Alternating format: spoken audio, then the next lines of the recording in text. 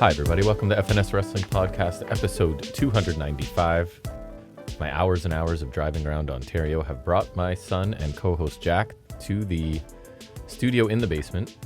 We are in the same space again this week to talk about another week of professional wrestling. We're going to go into Dynamite deep dive as always. We're going to preview Revolution as well as kind of a bonus. It's happening tomorrow, which is why you came home, right? So you could be home to watch the pay-per-view. My computer's not even open. What are we doing? We'll talk about NXT. We'll probably touch on Raw and touch on Smackdown. I know there's something on Smackdown you want to complain about. Probably complain about Raw too. And complain about Raw as well. So we'll get to all of that before we banter. After we banter. There's timestamps to locate whatever you would like to locate. And I had a very long week, I'll say that. Longer than I anticipated. I was away with the high school team your brother's on. They went to provincial championships far away, about 5 hours from here in a tiny little town. So I was responsible for 11 teenage boys for what turned out to be 5 days, 4 nights, was supposed to be 3 nights. Much like a school week. But they were great, so that wasn't the issue. Didn't win games, but that's okay. Cool experience. First team at our school to ever go to that. And we ended up extending because we get there on Sunday. Monday, it was 18 degrees. Kids are walking around in their shorts and stuff. And then ice storm Tuesday, like crazy ice storm. Schools closed Wednesday. Couldn't come home on Wednesday like we were supposed to. Entire 20-team tournament being hosted by 3 separate schools was shut down for a day because all the schools were closed. You saw the pictures. The car was coated in ice. You did show me that, yeah. There was like a centimeter of ice. I think I just got rain on Tuesday. It was crazy. In the drive home, all the trees were coated with ice and looking like they were going to break. So long week for me. And then your brother had basketball yesterday and today. So it was another blizzard yesterday. So driving, I told you, a 50-minute drive took over 2 hours. So we were late getting to his first game yesterday. But anyway, so dropped him at his game, scooted up to pick you up. So I've done about, 3-4 hours of driving already today. But you're home, so we're going to check out Revolution tomorrow. And you've just been school for you is winding down now. You got a month left. Yeah, I'm basically on the way out now. Yeah, you are. You can see the light at the end of the tunnel, eh? Pretty much. So first year university done, basically. Just great. So fast, eh? Yeah. Fewer hours a week of class and fewer weeks of class. So that's true, yeah. You're doing less than high school. A lot more reading. Yeah, a lot more reading. And you said your favorite class is your art class. So stupid. But it has no exam, so. Yeah, that's why we're there. It's your first time immersed with very artistic personality type people, and you're not a fan. I'm sure they're lovely people. I don't even know. Just not your cup of tea for sure. I hate it so much. That's great. So I've been buying more disc golf discs. Where's the one I bought yesterday? There you go. What was the one you bought today? Today, that one's upstairs still. So you bought. Let's not look also to the fact you have one you bought yesterday and one you bought today. I bought 2 yesterday and 1 today. I got a bit of a problem with the disc golf discs right now. I'm buying books, which is weird. That's great. That's way better. Although I'll use all these discs because I'm a nerd and I'll play so much disc golf. We'll hopefully use the books. We'll see. We'll see if you actually. I read the comic already. I was telling you, and then I got because so far this year I think I bought all Star Wars books. They're all Star Wars. 3 novels, a comic book. Actually, 4 novels now. The one I got today was like an anthology thing. So that one I figured at least I could read a short story, then boom, I could make that old one. Yeah. It doesn't matter if I take a while to get back to it. That's my problem is the one book, I think the first book I bought this year, I'm probably 8 chapters into it. But I haven't read it in a month or so. Just because I've been busy. Yeah. But life gets in the way. That one's interesting because you remember Thrawn from Ahsoka? Yes. The blue dude? Yeah, I remember him. It's his books because he's been. You had a Thrawn book when you were little.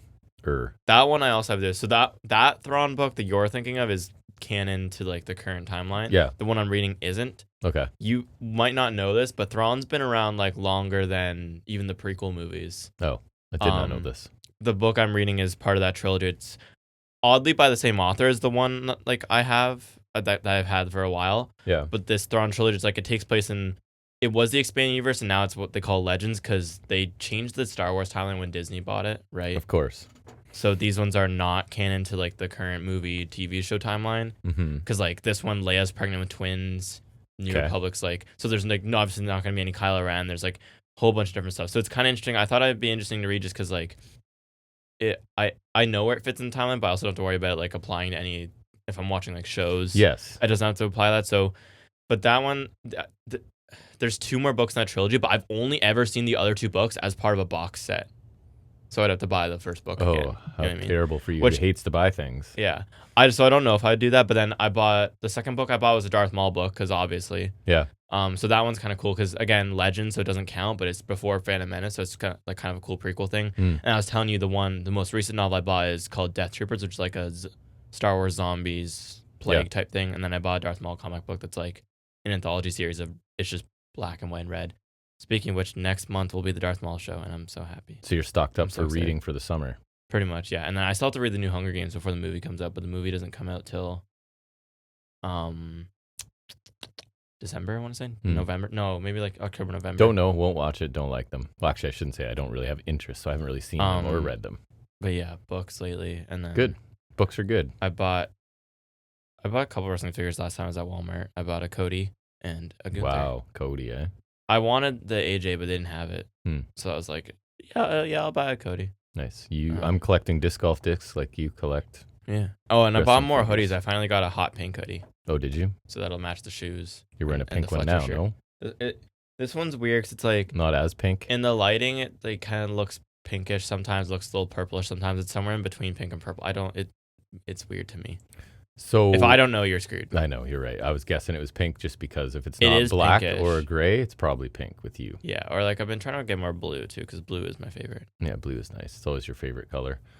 So I'm excited to talk about some AEW just because I was telling you. Oh yeah, I got a buddy for Everett if he's listening. He listens sometimes. I don't know if he's listening this week, but I'll be referring to him. Tell him he got name dropped and he'll listen. It was an interesting experience because our extended stay kind of coincides perfectly with Dynamite, right? Yeah, he coaches with me. He's the only other adult I know that watches wrestling. So because we ended up being stuck in a hotel in a small town for an extra night because of the ice storm, it was his first time ever watching Dynamite from top start to bottom, to finish. You said, right? So I'll talk about that more when we get to Dynamite, but it was pretty interesting because he's mostly like it's not like he's opposed to AEW. He has seen some things. He's just not used to it. He's watched Ospreay. He likes Ospreay, but he mostly watches. And you were telling me what like he was taken aback by Ciampa. Yes.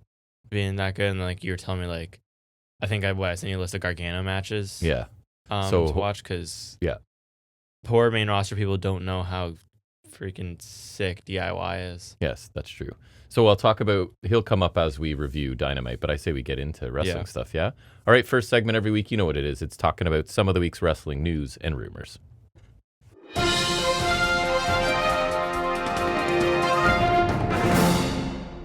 News this week I found a little easier to find than some weeks for sure, because I think I made note of a couple stories as I noticed them during the week, because I was pretty bored up at that hotel with the basketball team, so I had a little more time to check news and whatnot. So the first thing I had is, and actually I was listening to podcasts a lot. So I was listening to Pollock and Thurston on Post Wrestling, who do an amazing job of like covering wrestling outside the ring, like business stuff, other stuff, right? Like treating it seriously. So they were talking about WWE basically censoring some ESPN, right? Suddenly their letter grades are gone from previous ones they've already done, and they will not be doing letter grades. AKA WrestlePalooza, going which forward. Was the one that got a C, I think. And the funny thing is, as I was listening to Pollock and Thurston, they went back to them specifically asking, I believe it was a rep from ESPN, saying, would, the ESPN people still have their journalistic freedom because they are, and they was like, I forget what they said, but they like, it was the strongest language possible. They beat around it. The strongest language saying they will, it was an unequivocal yes, that it was like separation of church and state, seeing how that goes in the States right now. And that, of course, ESPN would have full freedom to say whatever they wanted about pay-per-views, unless... It's funny because completely unrelated to this, I did watch a video talking about, like, I think he called it ESPN and the death of journalism, because the one commentary YouTuber I tend to watch on YouTube, Drew Good, and he, like, nowadays he does videos on random topics, and this was, like, one of them, and so... It's funny that this news report came out when it did, because I just watched that video and I was like, okay, yeah, like even when it comes to like football and stuff like that, they don't really tend to say anything actually critical, right? Because they're in the pocket of so many of these big organizations. They are still giving letter grades to UFC stuff though, but not WWE. So it's weird because it's TKO. But WWE clearly is a little more sensitive to it. Well, yeah, because like it's UFC, like they can't really control the quality of the fights, I guess. You know what I mean? Because it's not scripted is what I mean, right? Like WWE, it's all scripted. So I think the letter grade is more indicative of what they're actually doing as opposed to UFC. It's like, let's say a fight goes shorter, is a little underwhelming. It's like not their fault. It's not like they're booking This is how a the fight direct goes. reflection on their creative. Right. I think with WWE, it's a much more direct like indictment of what they're doing, right? Yes, and they can't handle it. So there will be no more letter grades on ESPN, which means why I won't even read their stuff if that's the case. Clearly, they do not have any journalistic freedom or integrity or whatever the right word is, so I won't even check their sites. I don't think I was checking their site anyways. Yeah. To be fair. What do you got? I've got like 3 or 4 more, I think. So the most interesting thing, I was talking about this week until it kind of became clear it wasn't affecting us, was AEW's streaming service getting launched, My AEW. Yeah, you were texting me about it. They're like running a partnership with some other company. And so it's for all international fans. So it's excluding the States and more importantly, excluding us. Hey, we're international, man. Please don't lump us in as that's what I'm saying. America. So like apparently it seems like still decent if we get a VPN. So maybe that'll happen someday. Who knows? But like, so looking at like, I sent you the plans. There's a monthly plan for $8 a month, which gets you the AEW Fast channel, which I'm assuming I think it's the 24/7 channel. I'm assuming like just whatever's on, right? The podcast, Dynamite, Collision Live, Honor Club, like the ROH live stuff, ROH pay-per-views if there's one during the month, and the AEW TV archive. Then $20 a month is monthly plus pay-per-view, so that gets you like I think all the same stuff, and then the AEW pay-per-view, like if there's one airing that month, I think. And then you can do $120 for the year, which I think is all the same things I just said, except it says all 2026 AEW pay-per-views. So great deal. If you're international, you're living it up, and if you're which I am, yeah, like that's I am international. I am a separate nation from your nation. So give me the $120. So I really hope they make changes towards this soon because it's I love, other than this issues we would have with it, I did love having the WWE network as a thing. I know obviously we had our issues with like the Canadian version, remember, but as the network it was, it was still good, and I still liked having it. Now I do like having the stuff on Netflix, but there's something to be said, even though it was more difficult, that network had so much more though. Like there's so much, almost everything. There's so much more that we've lost that isn't on Netflix. Like NXT UK is not there. Anything I would watch is not on Netflix. Any weekly NXT pre 2.0 is not there. I know. Right? So it's stuff like that. And so AEW to have that would be great. And I hope hopefully someday like they can expand this, because I do imagine, like, I would imagine it's because of the deals they have with pay-per-view providers. And so, like, I'll piggyback off of mine just to add one more, is that, is it DAZN? Yeah. That right? Is that how you pronounce it? They're going to be distributing AEW pay-per-views worldwide. So I imagine it's because, like, in North America, you still have Triller, which apparently their business not being so great is part of the reason why this is going up. This service is going up. And then also, like, you have Prime North America. So I would imagine it's kind of a similar thing to how in the US, or like, in the US, it's like ESPN are doing PLEs, right? Like, but internationally for us, we can have it on Netflix, which again, since we're national, we should have it. But I would imagine the AEW's pay-per-view deals probably extend to like North America or something like that. I would imagine there is a reason we're not getting it and the States isn't getting it, because I mean, the pay-per-views, they make more money if you like we're buying each pay-per-view, right? But I feel like all the subscriptions they could get on the AEW, like this streaming service, I feel like would be a lot better. But you could also get for $120, you might get people to just pay for the whole year and not illegally stream them, right? So you're getting money.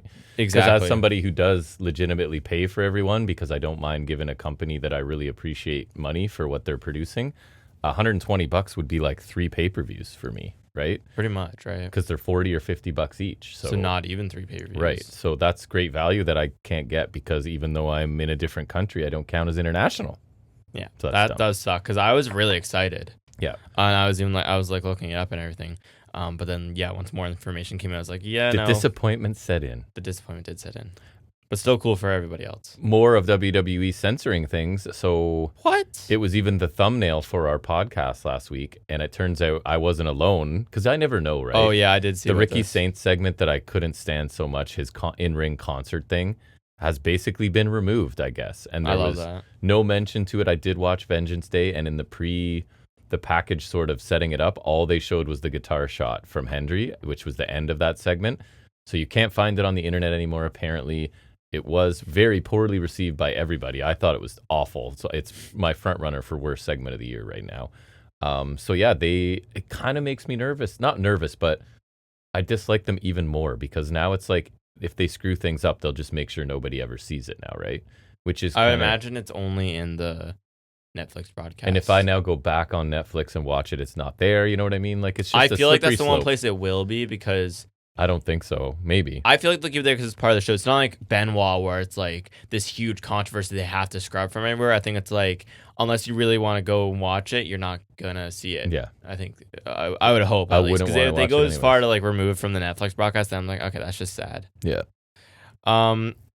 This one also bothered me as well. Was I think I texted you about this one that apparently Lesnar and Heyman went to creative and were like, yeah, Lesnar shouldn't lose any matches till his retirement. I heard today that he won't be. I don't like that. Well, I'm not surprised. No, me I hate that. It would explain why he beat Cena when he shouldn't have. But like my thing is to one, I already hate Lesnar. I never really liked Lesnar that much, but there were some matches where he would genuinely deliver really good performances. Yeah, it was super impressive at times. Maybe he still could, but he's getting old now. So I feel like that Lesnar mystique is really not there. And now I know there's going to be so many people who disagree with me, but again, I'm not a Lesnar guy. I never really have been. And then after the whole controversy, I really hate Lesnar.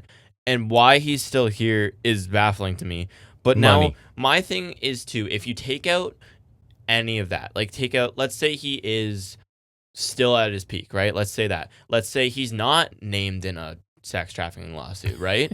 Let's just pretend. Hypothetically. Let's pretend he's a good person. We'll put that to the side for a minute. It takes any intrigue out of his matches now. Because if I'm knowing this information now, I'm like, oh, okay, whoever answers his open challenge, if hers Oba, they're not going to win. If Oba loses to Lesnar, that's stupid. But like that's what I'm saying. It ruins that unless they decide to go against that. But considering it's Lesnar, I doubt if he doesn't want to lose before he retires, they're not going to have him lose. Who's he getting at Mania, do you think? That's what I've heard. It's Oba. But maybe LA Knight. Can't be Oba Mania. That's what I'm saying. And like Creative's bankrupt right now, so I doubt they're going to go against him. Like if he wants to keep winning, he's going to keep winning. I don't even think they're dumb enough to have Oba Femi lose at Mania on his first one. I don't know anymore. I don't think so. I don't know. But I wish I could say that with confidence. It's possible. I don't know if you heard this news, but you're going to want me to start watching TNA again because... Really? Oh, wait. One of the segments... I do think I know what you're talking about. So Swingers Poker Club Backstage is back. Oh, and is a featured segment. So it's a throwback to like the terrible comedy stuff that would cause me great agony that you would be amused because I would get I so was annoyed. Thinking of something else that... No. But remember he had the little casino before and it was awful? That was after WrestleHouse though, right? Yeah. Yes, I think so. So Rosemary was in the segment. Okay, and that's what I was thinking of. She was speaking to somebody off camera to see who's coming back. Allie is back, or Bunny. Tripping the ramp again. Yeah, they have ring little ramp sometimes. It's a good pickup for TNA. Honestly, I think it makes sense. TNA fans know who she is. She's got a bit of a presence, whatever. She's not terrible. She's not. I think she's a good pickup. It's just I'm not surprised she didn't really make it big in AEW. No, I'm not either. So yeah, I thought that was interesting. They're starting to dabble in the comedy that I hated so much when I was watching it. Yeah, I did see like the leak or like the photo of Allie and Rosemary with Raven. Oh yeah, 1,000-year-old Raven looks like crap. He is hard. He did some hard living, I think, along the way. Probably. I would imagine so. Two more things.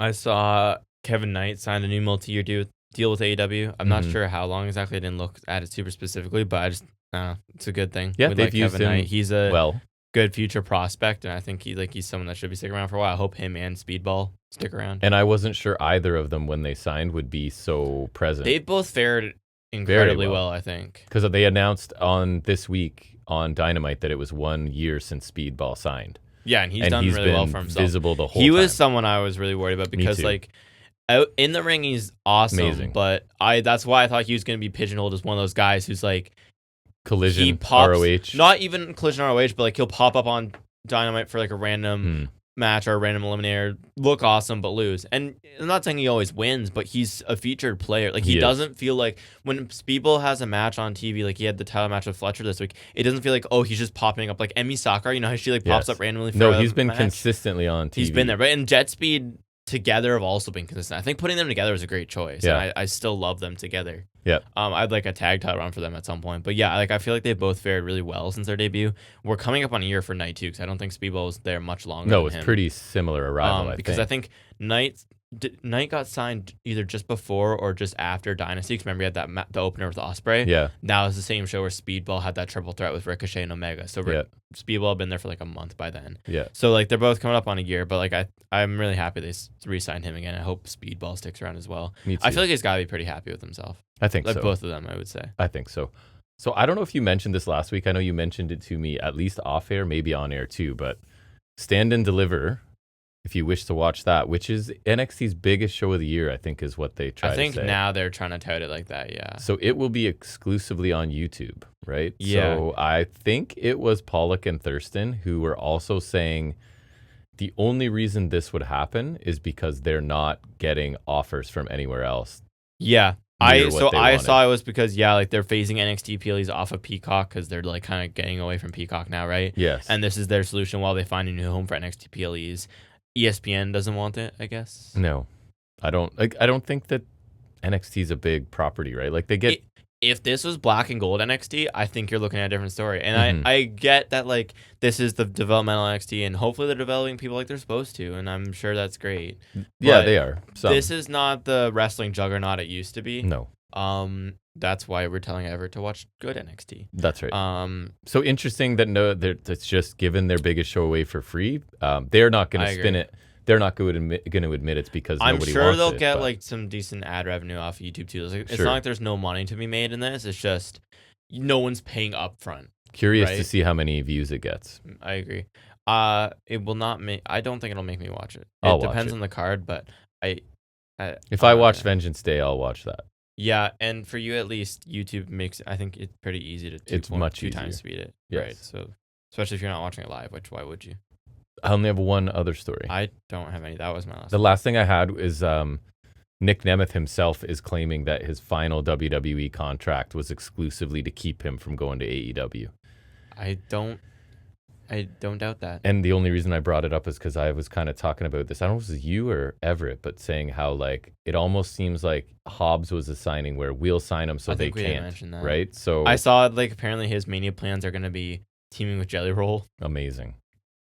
So Nemeth said that while it was never explicitly stated out loud that that's why, but he claims everybody involved knew that was the real reason. I don't think he would have gone to AEW anyways. Like I don't know why he would be there. Well, he chose TNA at some point. I'm sure he could have chosen AEW too. I mean, AEW just I don't know why he would go there. I'm saying he wouldn't want to. I don't know why Tony Khan would take him. I agree. Even though I have no problem. I like Ziggler. Yeah, I don't know. TNA kind of proves that he's not undeniable because I think he's kind of in NXT. TNA. Yeah, he's fine.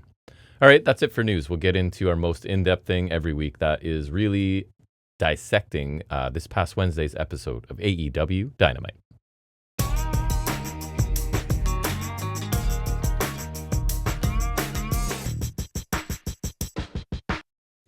Due to weather and plans changing, we did not watch Dynamite together, and I think we both finished it this morning, right? Second hour I watched this morning. I did watch the second hour this morning, yeah. So, let's talk about it now. Yeah, a bit of a weird shakeup this week. No Excalibur, because apparently he was sick. So we have Riccaboni filling in, and then Shivani, and Danielson's back. So I was happy to see Danielson back, and I don't mind Riccaboni. I think he's solid. No Excalibur, but like I like Riccaboni. Yeah, I thought he was solid too. It just makes me think of Ring of Honor because I used to see him there all the time. I do always think ROH when I hear Riccaboni, and also it's like I think there were times where Shivani would be calling sequences, and I would just miss Excalibur at calling out moves all the time. So that I will say that about Excalibur. I do miss him when he's gone. Me too. But Danielson's a nice addition. I'm glad Danielson's there, and like if you're gonna pick someone to replace Excalibur, I'm totally fine with Riccaboni. Mm-hmm. But the opener is Mox and Claudio of the Death Riders against Cal's families, Takeshita and Hechicero. Thankfully, Takeshita did not come out with the big ugly brown rectangle belt because he beat ELP for that, whatever their U.S. show was. He beat El Fantasma for the New Japan, the World TV title. Yep. Terrible, ugly rectangle belt. I thought this crowd was energetic right away, which I thought was even more impressive because this is kind of like a heel scenario. Yeah, for this match, it's weird because this feud, it's still like I feel like Callis guys are more heel, right? Generally speaking. On the continuum of heelness, they're a little further to that side. This combination has Takeshita, who's leaning face. Correct. So it's like neither team's fully heel or face. But the crowd was still into it. Most of the Death Riders are kind of heel. Moxley's not, but like Claudio is, especially with the finish. Like it's a strange dynamic. I think Moxley's popular. That's funny you mentioned the finish. That was one of my notes. They're just letting us know that Claudio's staunchly a heel with the eye gouge, right? Could happen. Yeah. There was a really killer step up knee in the corner from Hechicero. Takeshita got the hot tag flurry. Again, see like babyface right there, right? He kind of got a bit of a hot tag, which is weird for like Callis guys. You know what I mean? Takeshita with the Blue Thunder Bomb to Mox for 2. Mox and Takeshita trading strikes. Claudio catches Takeshita with an uppercut. Mox clobbers Takeshita with a lariat for 2. Crossface right out of the kick out. Takeshita's like trying to get out, so Mox kind of counters in a different submission until Takeshita gets to the ropes. Takeshita avoids the Gotch pile driver, nails Mox with the power drive knee. Claudio swings Hechicero around and then pins him for a 2 count. The finish comes. The ref he kind of gets caught in the corner. So we get Claudio with a poke to the eyes to Hechicero, and then small package, and the Death Riders get the win. Cal's fan with the post-match attack. They beat them down. Davis gives Takeshita a chair. He says no. Yeah. I thought this was a pretty good opener. Solid group of guys, and they kept the action going. I thought it never hit an insane pace, but like it was entertaining enough. I feel like it could have been a little better, but I thought it was a solid opener. Death Riders getting the win, I like because it seems like a good omen for Takeshita. Yes, and one of the little things I like Danielson is he was kind of suggesting, true or not, it's still a good attempt, right? That Claudio's kind of known for having a really tight, small package when he gets it on, sort of thing. So I like that. Danielson's always adding little bits like that I really like. He's always trying to make it more credible and realistic or believable, whatever. So Danielson, I think, he just, it's like those little bits that he adds. It's really great. I thought a good tag match to start the show. I feel like we got a lot of Hechicero, which is usually cool, right? Yeah, that's never a problem. And then we sort of get the preview of Mox Takeshita, which again, and it's going to come up later, nitpicking a little bit. I don't like when you have guys that are about to face off touch like days before we're going to pay to see it. But it kind of depends. Like I remember with Fletcher and Ospreay, they did it really well because it really wet. It depends on how you do it. Because I think in the right way, it can really whet the appetite. Here, it's like we kind of already saw them have a match. So I don't think it's overly necessary, but I didn't mind it because I don't think they did too much here. They did a little more than I wanted. If they kept the anticipation because the crowd wanted to see them touch, and maybe they barely did or something. But anyways, I think maybe you could have made this a trios match, and then that's a little more doable, right? I think like maybe throwing in Alexander and Pac or something, right? I think making this a trios match would have kept that a little. But it was a good match to start the show. The crowd picked up energy right away, so that's probably what the plan was, right? And again, the aftermath is just showing us Takeshita is honorable and he is leaning babyface, and I think it was well done because in contrast to Archer just clocking a woman, like I know it's Shafir and she's a badass and whatever, but still the visual of this like towering behemoth just checking a woman, and then Takeshita won't use a chair on a guy. So, I do like that. That's a good point. I think it was an effective start to the show. I thought I like what they're doing with Takeshita. Yep, I'm glad to also see him not only in like a prominent title program, but I feel like it's since the turn on Omega, it feels like the first major like angle he's been part of in a while. I feel like he was international champion. He's had like some big matches and maybe some feuds, but like it feels like the first time like there's like an angle around him. You know what I mean? It's more than just a feud with Okada. It's like there's this turn angle. So I like that we're like getting something around Takeshita. You know and the crazy thing is, he's got this feud with Okada that I'm really enjoying, and he doesn't even really interact with Okada. It's all been Okada doing crap behind his back. They were more so interacting at the end of like last year. So this year, like it's mostly just been Okada just being a shit disturber. Okada's just talking to everyone who's affiliated with Takeshita and giving little comments and trying to get them to side with him. Yeah. I don't know I think I did mention on the pod. So like I'm sure I did, but I'll mention it again. It was the Instagram, like the social media exclusive promo after the Callis boys had won the trios titles, and they're all celebrating. Callis is like, we're all going to get belts and be champions. And then Okada's just like, except Takeshita. And like, I just love it so much. I feel like it's because of his status that nobody calls him out on anything, right? Because you can't, this is like the frickin' Hulk Hogan of Japan or whatever. You can't or say Cena anything. Japan, or he gets to do whatever he wants. So right, he's the golden. I saw I think he's been champion for 96% of his AEW run. Yeah, which is crazy. But not main champion, so they're still wasting him and blah blah blah. But he only says bitch. He's one of the funniest guys on the roster, so I don't care because his delivery and everything's so perfect. I think Takeshita, to his credit, is also really great at emoting. When Okada's doing his crap, Takeshita sells it perfectly.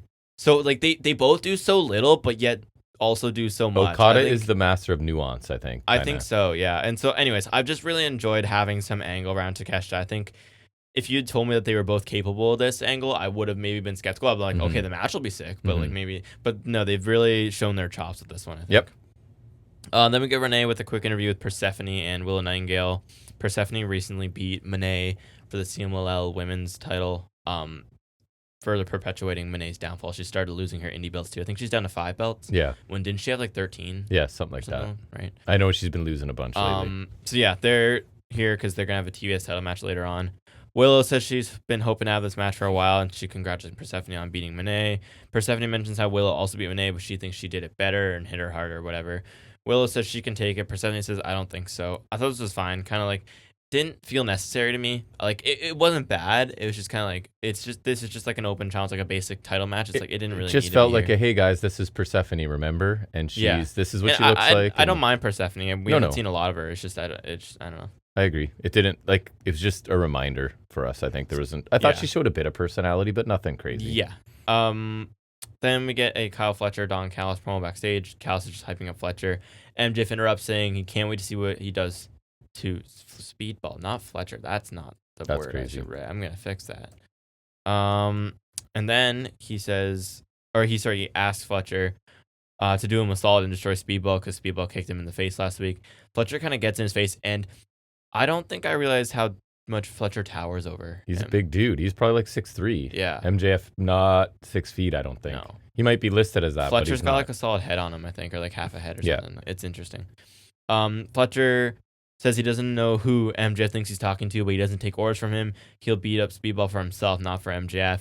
MJF kind of tries to shrug it off, and he tells Callis to tell his guys how to speak to the world champion. And he walks off as Fletcher looks angry, and he's like, we better not be working for him. Something like that. I'll go while you're looking up, whatever. I thought this was a great little bit. I quite enjoyed it for the little we got. I feel like it's a bit more edge to Fletcher, and I liked seeing him in the orbit of the world champion squaring up to MJF a bit. He deserves to be in the world title orbit, so I kind of breadcrumbing it almost, right?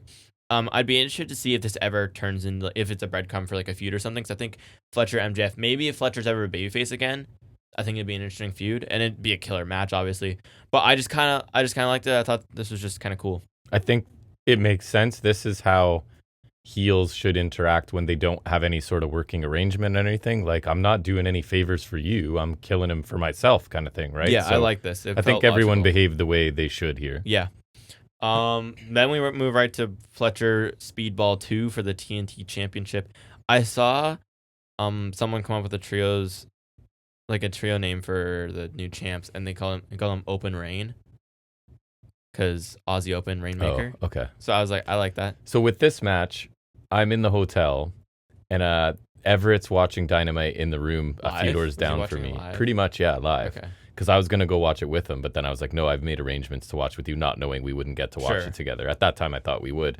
And so he was just sending me texts about how amazing this match was, and I told him he needs to go watch the first one. There's a better one. Because I still think the first one is better. I agree. I have to kind of agree on that one. And so one of the things I said to him was, I think the next day I said, buddy, you will see the last 2 months has been probably 2 or 3 matches every Dynamite that are better than any WWE PLE matches you'll get. And he said, I saw that this week. So he's already coming around and kind of maybe this is something I need to be checking out every week now. I think, do you know if he's seen, because I know you said he likes Ospreay, has he seen Ospreay Fletcher, the first one? I don't know.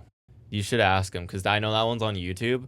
So if, maybe we'll do it in between takes. I don't know, because your phone's there. Anyways, when we think of it, I think, because that first Fletcher Ospreay match, that's one of my favorite matches. So he loved this match. I don't know how much he knows of Fletcher. That's what I was gonna say. I don't know if he hasn't seen much of Fletcher. Yeah, I mean Speedball's great. We were saying you gotta check out more Speedball, but Fletcher is definitely someone he needs to check out, because Fletcher's clearly world champion in the next 2 years. And it's not like he's against the AEW style. He's not one of those WWF people that's like, oh, they're kicking out of brain busters. And he's just like, no, this is fun. Like, that's what makes this stuff fun. So anyways, go ahead. I thought really cool gear on Fletcher. I liked it. It was black trunks and then like one side had pink logos and like one side had gray logos. And then he had like the kick pads were half and half. One kick pad was like black with pink logos and pink with black Didn't notice. logos. I just like the half and half look of the kick pads. I like when they do that. So I thought that was cool. Cool gear on Fletcher. I like that. Sure. Simultaneous kicks, then slaps. Speedball nails a kick. Fletcher comes back with a super kick. Runs the rope. Speedball catches him with a spinning heel kick. That was a sick sequence. I don't know how far a match that was because I feel like I was just like watching for a bit. I told you I watched this match twice, I think. It was pretty great. Fletcher goes for a lawn dart on the apron. Speedball counters into a poison rana. Double knees to the back from Speedball with Fletcher hung over the top rope. Gets a 2 count, kind of like a meteor to the back, I guess, if you want to call it that. Avalanche back suplex from Fletcher for 2. Backslide pin for 2 from Speedball. Then he sends Fletcher out of the ring. Slingshot plancha. Triangle moonsault to the floor from Speedball. Fletcher charges at Speedball, who's on the apron. He like baseball slides on the ropes and perfectly timed Speedball does a springboard and a crazy perfect corkscrew moonsault to the floor. Absolute Amazing. beauty. Yeah. Like couldn't have nailed that more. I thought that was just absolutely fantastic. Fletcher catches a heel kick attempt and lawn darts Speedball into the turnbuckles. That always looks great as well. Moonsault knee drop from Speedball, then a roundhouse kick for 2. Armbar right out of the kick out. Fletcher powers out, turns that into a sit-up powerbomb. Moonsault knee drop on the floor from Speedball. Avalanche poison rana from Speedball was sick, and then crescent kick absolutely clocks Fletcher for a near fall. PK moonsault knee drop from Speedball. Nails the thrust kick, goes for a spinning roundhouse or like the spinning kick in the corner.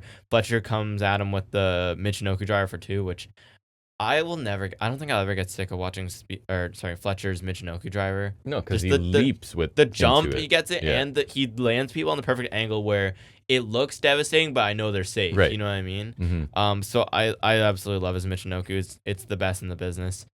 Thrust kick and a spinning kick in the corner from Speedball. Misses ultimate weapon. Counters a brainbuster attempt into the small package for 2. Numerous counters. Speedball goes for like that cross-armed sunset flip that won him their first match. Mm-hmm. So I thought that was a cool callback. That got a really nice near fall, which I thought was a great near fall just to call back to that finish, right? But then he clocks Fletcher with a kick. The finish, Okada comes down to distract the ref as Speedball has Fletcher lined up for the Flamingo driver. Fletcher uses the opportunity to rake the eyes. Davis comes in, throws the trios belt to him. Fletcher hits Speedball in the face. Brainbuster for the win. And worth noting, after the match, I saw like Okada put a screwdriver back in his pocket. So I don't know if he was like, I don't know if that's teasing something or if like it's a callback to when he took the screwdriver worlds. And yeah. Like, he used it before something. Fletcher, right? It was something, right? I wasn't sure. Amazing match, obviously. The chemistry is undeniable. That's what I thought, two. yeah. And just like the contrast of styles, too. And there's no chance they're going to have a bad match. And again, this match may have mostly convinced a WWE viewer to like start watching this program a little more. And these are like often. the things we've been getting lately, right? Like this is just great. And this is the type of match you're never going to see in WWE, especially on television. And again, 1 year anniversary of Bayley being in AEW, they said during this, which I think is great. He's been used a lot more than I ever thought he would be. And he's just fantastic, incapable of a bad match with anybody, it feels like.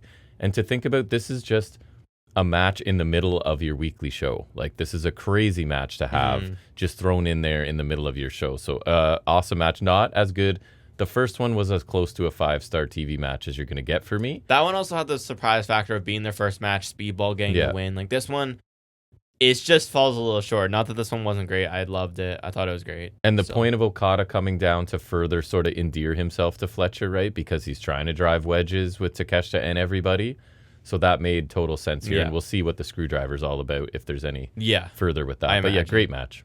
Yeah, another great match. Like you said, they just have insane chemistry together because this was just, again, nuts. Maybe a shade inferior to the first match, but still one of the best TV matches. That was one of the best TV matches I've ever seen, so that's not a diss on this one. Probably one of the best TV matches of the year so far, at least. Worthy successor. The action is just so crisp. It's so hard-hitting. It's so all over the place and nonstop, right? The final few minutes were so hectic and just bananas. I thought the reminder of the timeline was really a strength for this match, too. I thought this time, because a lot of the time you hear the timeline, it's like, oh, okay, we're getting a time draw. Limit. Yeah. This one, I thought they used it perfectly to really heighten the drama and paranoia. The fans are really getting behind Speedball and really getting in this match. Like, I really felt in the last few minutes that they were really backing Speedball and they were biting on every near fall, right? So I really felt that here. Fletcher Fletcher winning here makes sense, I thought. It's no surprise. He gets his win back from the last one. At least he needed help here. So you kind of have, like, Speedball still looks strong, but it's also, it can be up for debate in kayfabe who is better because Speedball wins when there's no interference, right? And then once they're kind of allowed interference, or like once there's no continental rules or whatever, now Fletcher wins, right? So I think there's that debate there, which I think is kind of interesting. And we need a third one now. Yeah, on pay-per-view. We don't need a whole drawn-out series again like Briscoe. But I do think we need a rubber match. I want, like, maybe at Dynasty or next pay-per-view, or like Double or Nothing or something. Give me like a 2 or 3 falls match. I know we have one right now with Tekla and Statlander, but I don't even care. Just give me like some excuse to have a drawn-out match with these guys. If they do an Iron Man match, I wouldn't even be mad. Like, do a 30-minute Iron Man, right? Something. Just with nobody around, and just let them go nuts, because they deserve a pay-per-view blow-off. I think, like, they've shown what they can do with the TV limitations, but give these guys like a sub half-hour pay-per-view level match. Let them bleed and whatnot, maybe. Let them go nuts, right? Because I thought this was great. Not quite the first one, but still, this is a great match. Yeah, still. Go see it if you didn't watch Dynamite this week. Yeah, I always recommend a Speedball Fletcher match, I think, at this point. Really underrated kind of mini feud, I think. Brody King is in a standby match next week, or not next week, next. The king of standby matches, this guy. I guess so. He's not even dressed to wrestle. It's a lariat and a gonzo bomb, and he wins. Swerve disguises Fanny, attacks King with the chain. He's trying to choke him in the ring again. King breaks the chain. Swerve tries to escape, but King tosses him. Cannonball. He has Swerve in like that sleeper over the apron. Nana provides a distraction, which is enough for Swerve to like kind of wrench his arm over the ropes and get away. Yeah. I thought this jobber had an awesome look for... He looked like a jobber. Such a jobber. And again, I think someone's listening. All we wanted was gonzo bombs, and we're getting them. So this makes me predict Cage is coming back. And Brian Cage is going to start doing standby matches. He's just going to be doing drill claws. He's just going to come out. Honestly, drill claw, point at the camera. I would be really happy with that. And then leave. He's a close personal friend. So. And the post-match, again, it's Swerve continuing. He's going to be the most dangerous man. Yeah. But Brody King's up to the task. And I do like that it makes Brody look strong, but it also just makes me certain he's eating the loss, which is fine. I do think we need to build Brody, but like this is a match where, and I'll talk about this more in my picks, but like Swerve just turned heel, so he's not really losing right I don't think so. I agree. Next we get a Speedball interview. He says he could go on about how the better man didn't win, how Fletcher needed to cheat, but he always gives his all and he has to look forward. He says at Revolution, the Don Counseling will get what they deserve. That's just summarizing, but this was really simple, but I really liked the energy he brought here. I thought we don't usually see this level of passion and aggression from him typically, so this was really refreshing to me. I thought it was short, but one of his better promos. I thought like he delivered the lines really passionately with like a lot of energy on a level I didn't know that he could, because usually his promos he's kind of like laid back and like he's not the strongest on the mic, but I thought like for the little he got here, I don't know, this struck me as just a really strong promo for him. In fact, one of his feuds in TNA, I forget, was all about the other person trying to get him riled up because they couldn't. Wasn't it Kenny King? Might have been. I think it was Kenny King. So I thought this too, like talking is not Speedball's strength, and we love him as much as anybody does, but he was really understandably fired up here. Yeah. And is the match he mentioned, is that on the...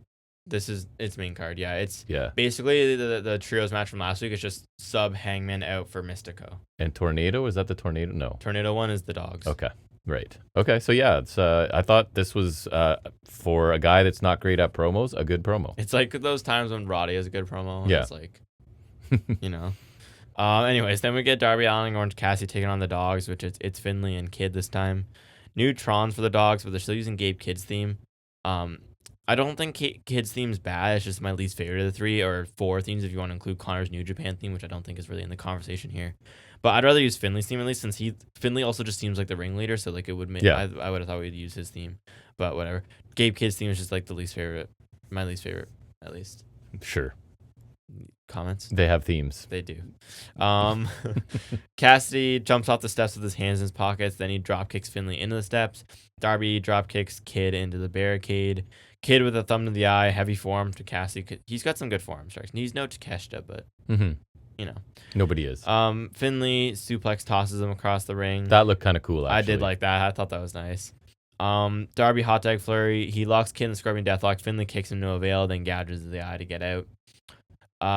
Darby goes for code red on Finley, but I like this. Kid just clocks him with a lariat to knock him off. That got too kind. I thought that was just kind of a neat way to do that. And Kid's just a bruiser. He is. Kid takes a Stundog Millionaire Code Red combo from the Babyfaces. Darby with the Suicide Dive to Kid, and Cassidy with one to Finley. Darby does the thing where he seats Kid on a chair on the floor, and then he dives from the top with a shotgun dropkick. Doesn't seem very smart for him to do, but It looked cool. It always looks cool. Clark Connors comes from the crowd, and he takes out Cassie with a tire iron or something when the ref wasn't looking. I think they said tire iron. Kid counters the coffin drop, blocks in a sleeper. Darby counters in a pin for 2. The finish was so Finley hits a backbreaker, then Kid smashes Darby with the forearm, then a Dominator from Finley, then a power driver from Kid for the win.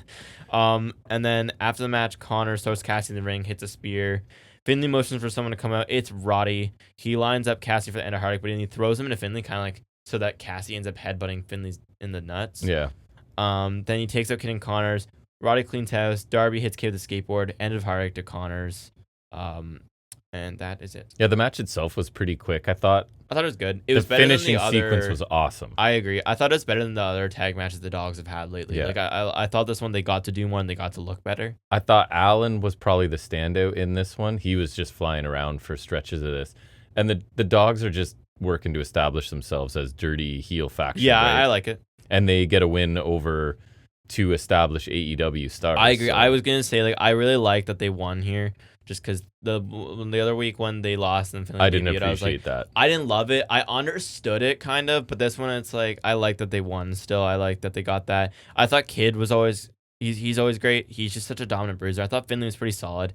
He had some good aggression. I thought he hit some cool stuff, but I kind of want to see more of him. Yeah, it was a solid first outing for Finley. Just I'm waiting for more. He didn't stand out. I'd like the suplex throw and his part in again. I thought the finishing sequence. I agree. Nasty. I thought oh my god, the ending stretch of Darby they absolutely brutalized him. I thought it was pretty sick.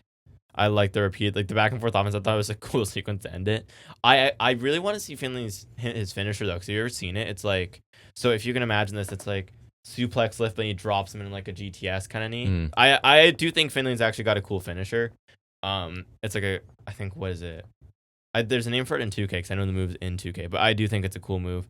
I thought the post-match angle was solid too. I'm a little confused as to why Roddy left and then is.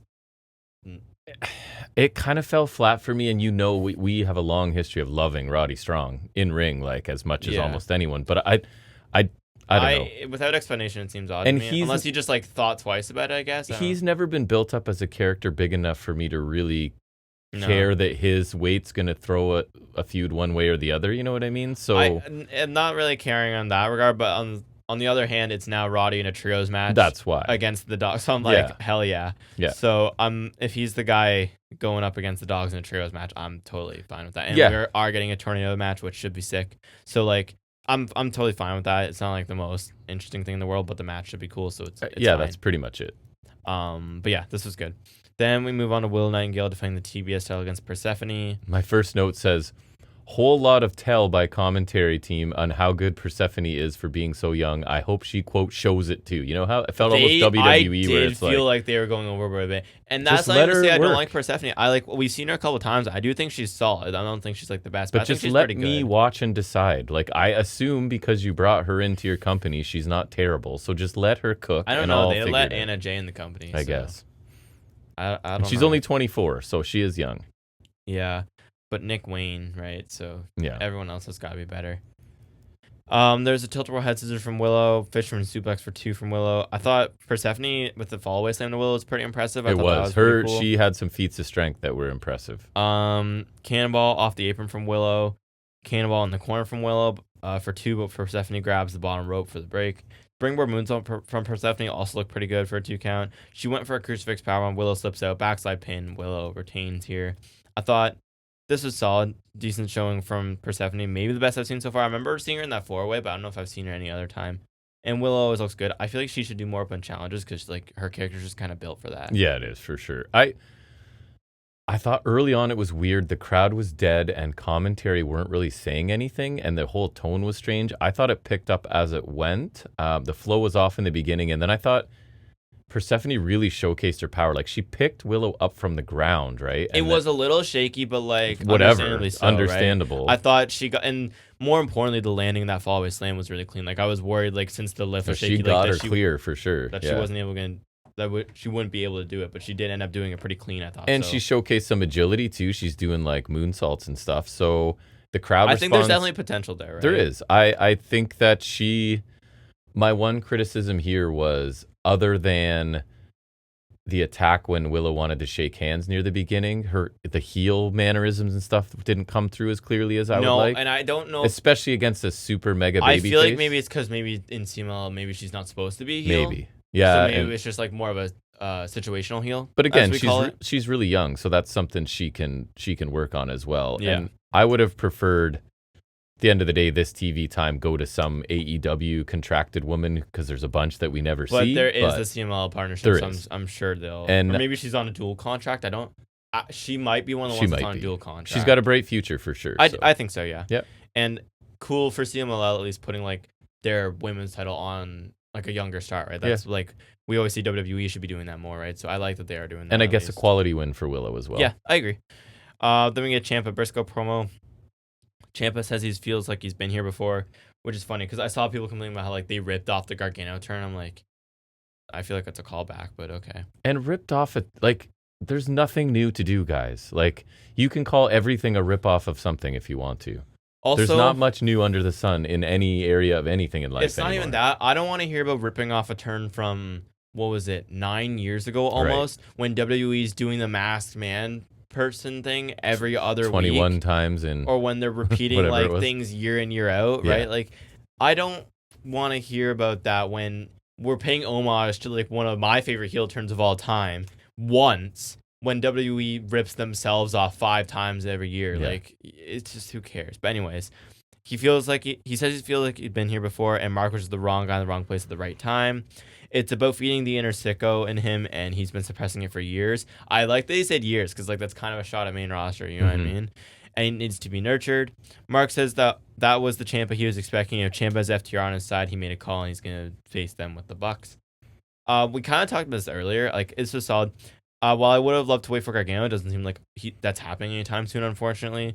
So I can't complain, because heel Ciampa's always better Ciampa. Absolutely. I'm glad to see him back doing what he does best. I hope he's just aligned with FTR for like this one match, because I don't love that. Just because of all their history, I don't want them like aligning for any meaningful purpose. FTR should be one of the last thing people he aligns himself with. So I don't mind it here, just for like a one-time thing. Like, they're both like heels, so sure, but like it can't be happening often, right? I agree. But yeah, it doesn't make sense. But and also because like he like slapped Dax the other week. But anyways, I thought heel Ciampa's always better. I liked it. Yeah, it was fine. I didn't make any real major notes on it. Babe's Wrath interview. They challenged the not Mega Bad, but Bane and the Lena Cross. Mega Cross. Huh? That's what I called them in my predictions. To Mega Cross for the women's tag team match, and then also Willow wants to face Lena Cross on the 0 hour. So 2 matches for Willow, I don't really understand. 2 matches for Lena Cross too, I guess. What the need for that was. Because she's a fighting champion. And if I don't like them, like, touching days before the pay-per-view, how do I feel about them like hours before? It's kind of weird. Yeah. A strange choice. I feel like there's many other things you could stick on the 0 hour, but I don't know. Okay. Like go for it. Big Boom AJ? Anything. Literally anyone. Well, I'm asking because it will be Big Boom AJ. Well, no, I don't want him, but you have to understand, it's gonna be Big Boom AJ. I can't wait. It's actually, as long as the Rizzlers. Oh my god! Every time I say that, I feel like an idiot. I will give you 3 guesses to tell me who from ROH he's teaming up with. They're facing the Infantry. Big Boom AJ's teaming up with? He has teamed up with them before. He's also wrestled against them before. No idea. QT Marshall. Oh my god! I didn't know he was still there. I will not be paying attention to this match. I'll make a snack or something at that one. That's like the match. But we got to get nacho fixins if that's the plan too. Yes. Okay. We do. Anyways, then it's main event time. Well, main event match. It's Dem Bucks, as they're referred to, which is Briscoe and the Young Bucks. That makes sense. Against Tommaso Ciampa and FTR. Yeah, so this was the match where Everett was like, man, I didn't know Ciampa was so good. And I'm like, yes, if you've only watched him in main roster, you're not getting... I was thinking too, even for someone like Everett, like the entrance is such a level up in presentation too. Like even this week, even though we've seen it already now, it's like, I was still thinking just, man, his entrance is so cool. And so he had heard that the venues are small because, all the criticisms, right? But he said, honestly, looked and felt fine. It didn't detract from his I agree. enjoyment of the show. And they've done smaller venues than this, so Yeah. this is not even the worst they've done. And again, I think like the stage is a decent size. It's fine. Do I hope they go back to arenas eventually? Yeah. So it's just about getting a venue that you can fill or almost fill, and whatever that means, do it. Especially even like when they did, I don't really care. 2300 was small, but that was like a hot crowd, right? Yeah. Or whenever they do Hammerstein, they tend to do pretty well, I find. Yeah. FTR went for a Powerplex. I feel like it was decently early on for a Powerplex. Very early. I remember on. like they were going for it. I was like, really? But Briscoe gets the knees up on a splash. Nick hits a 450 splash to Dax. Briscoe covers him for 2. Matt with a double slice spread to FTR. Then Nick hits a basement knee in stereo with Briscoe hitting a basement lariat to like each member of FTR. Then a double super kick to Dax. Double super kick and a Pele from Briscoe at the same time to Ciampa. I thought that was kind of cool, just smashing him with that. Briscoe avalanche cutter to Cash. Briscoe and Dax are on opposite sides of the barricade, trading heavy chops. Briscoe with the blockbuster to Ciampa off the barricade. Nick went insane off a hot tag. PK to Cash from the apron. Slingshot X Factor to Dax. He flips the apron. Moonsault to Cash. Then Matt with the wrecking ball dropkick to both members of FTR. He does like he flips upside down so then Nick can dive between his legs to take out FTR. Just, I love when the Bucks are doing crazy stuff, right? They're great. They impressed Everett as well. Just the way they move. Like he's even, you know how we always say the way Nick comes through the ropes and stuff, it's just a little extra smooth or whatever, like all that kind of stuff. Again, it's crazy to me he hasn't seen Prime Bucks. Oh my god. You know what else is on YouTube is Bucks Hangman Omega. He needs to watch that. Yeah, true. That is a match. I was telling you, I just gotta make him a list at this point. Yep.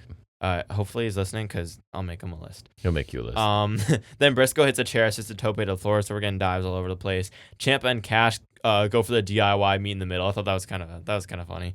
Matt moves, so Cash ends up super kicking Ciampa. Then we get a double super kick to Cash. Briscoe slams Ciampa from the top turnbuckle. It's like he kind of like throws him over his head with his arms gripped. And then we get right into a double super kick from the Bucks. I thought that was really nice and fluid. Ciampa takes a swanton from Nick, diving elbow from Matt, froggy bow from Briscoe for near fall with Dax getting there in time. Nick gets shoved off the top turnbuckle through a table. It was set up like early in the match. The table had always been there. It was Chekhov's table. I thought like a risky thing to do ahead of a pay-per-view, right? Like a lot could go wrong on that. But anyways, they're willing to do it. Smash contraption to Briscoe. Ciampa makes the pin, but Matt kind of shoves Dax to break the pin. Spike piledriver Matt on the announce table looked awesome. Did. Ciampa pump knee to the back of Briscoe's head for near fall. Air raid crash, another pump knee with the knee exposed. Ciampa gets the win here. He continues to beat down Briscoe, and he ends up doing a avalanche air raid crash through a couple chairs. Looked awesome as well. It did. I really enjoyed this. I thought it was super entertaining main event. I mean, you got two of the best tag teams, arguably of all time, and then Briscoe and Ciampa, who have been on their game recently. It's always gonna be great, right? I think Ciampa continues to look the best he has in years, and it bears repeating. I think he's just so much better in a heel role. He's great no matter what, but I think his NXT work has proven he's so much better as a heel. So I thought this was great, and his aggression and speed is really great, especially now he's able to work this style. It's got to be so freeing for him to just be able to go out and do what he does. And I'm glad he got the win here. It keeps him looking strong. I know people are all up in arms about him losing the TNT title so quick, but he's going to be fine. And after the post-match attack, too, I can only imagine the insane matches we're going to get between Ciampa and Briscoe. We might not have Gargano yet, but Ciampa and Mark Briscoe could be something brutal because we know Briscoe's willing to do those insane, bloody matches. That's right. So I am still finding Stokely in the wheelchair amusing to me for some reason. I'm assuming that the payoff may be him getting out of the chair to help them cheat at some point, I could right? see that happening maybe Revolution. I think so, too. Or he gets like out of the chair, maybe like Edge comes to spear him or something. And I said it before, I'll say it again. I don't like the decision to have pay-per-view opponents facing each other days ahead of the show, even if there are other people involved like this. And I don't know if you noticed this. There's one combination where Dax got hit with the 450 by Nick, I think it was. And did you notice, like, the impact, it forced him to spit his gum like it went flying. It was so perfectly timed. It was just I did not notice that. And I guess the point here is they can say now the babyface Bucks rate will be less than 100% against, which A, you could say makes FTR more likely to win, or B, will be more satisfying when the Bucks overcome and still win, right? Generally lean towards the latter. If you go on usual wrestling logic. Yes.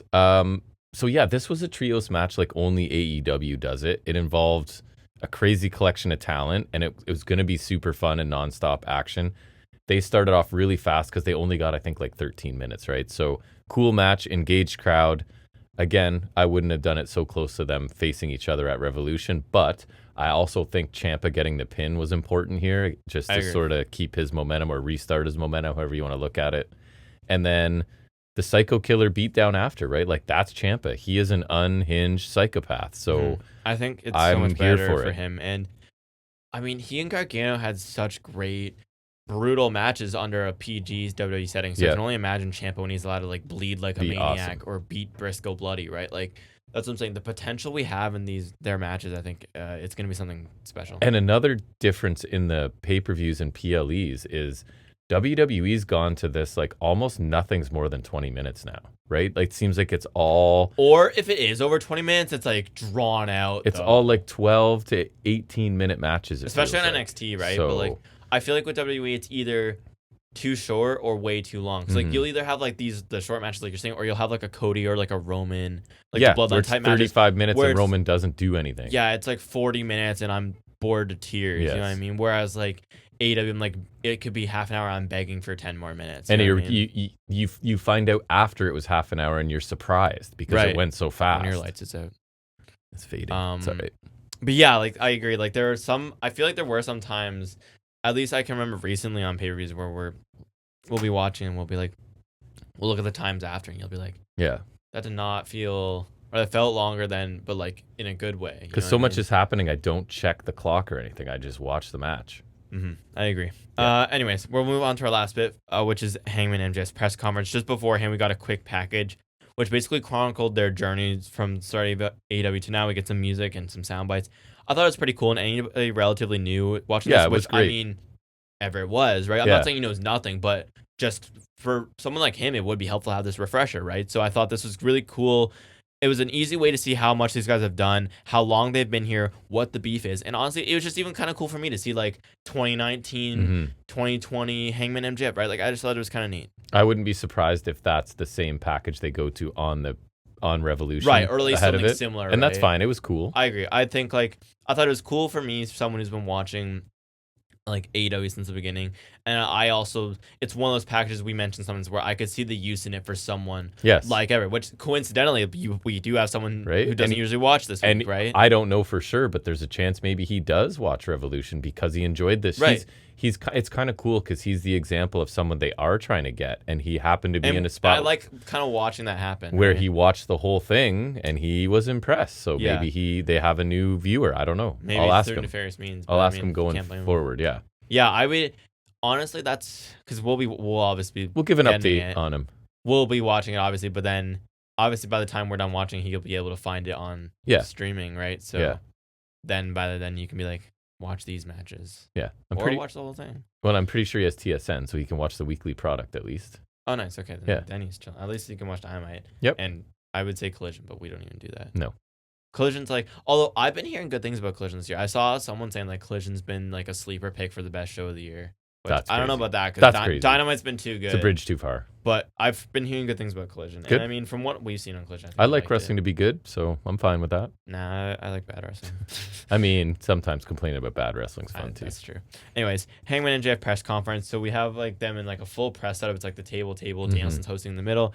Looks cool, I think. Hangman comes out and Danielson's reminding us what he has at stake, and then MJF also comes out. So I tried to summarize the questions best I could, just so that like it makes the most sense. So we'll see how this goes for me.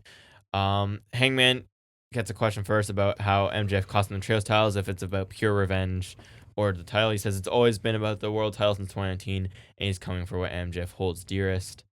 Then we get a question about someone watching for the first time, what they should leave with. Everett.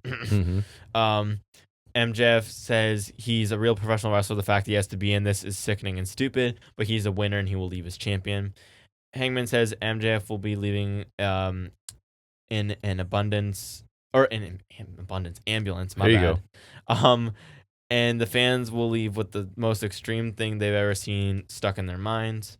Then we get a question about what adjustments MJF will make this time around, considering he lost to Hangman twice last year, which, again, that's a nice callback for those who don't know or for those who have terrible memories. Correct. MJF says the wins last year were flukes, and Hangman's a lucky shot, but he believes he's out of bullets. He's not concerned with the past. He's concerned with beating Hangman at Revolution, which will happen. Then we get a question to Hangman about how his experience in past Texas Death matches has prepared him. He says he's the master of Texas Death. He's won and defended the world title in it. He's made it ending careers in it. He says MJF doesn't have a snowball's chance in hell, and he will take every lesson with him and teach it to MJF one drop of blood at a time.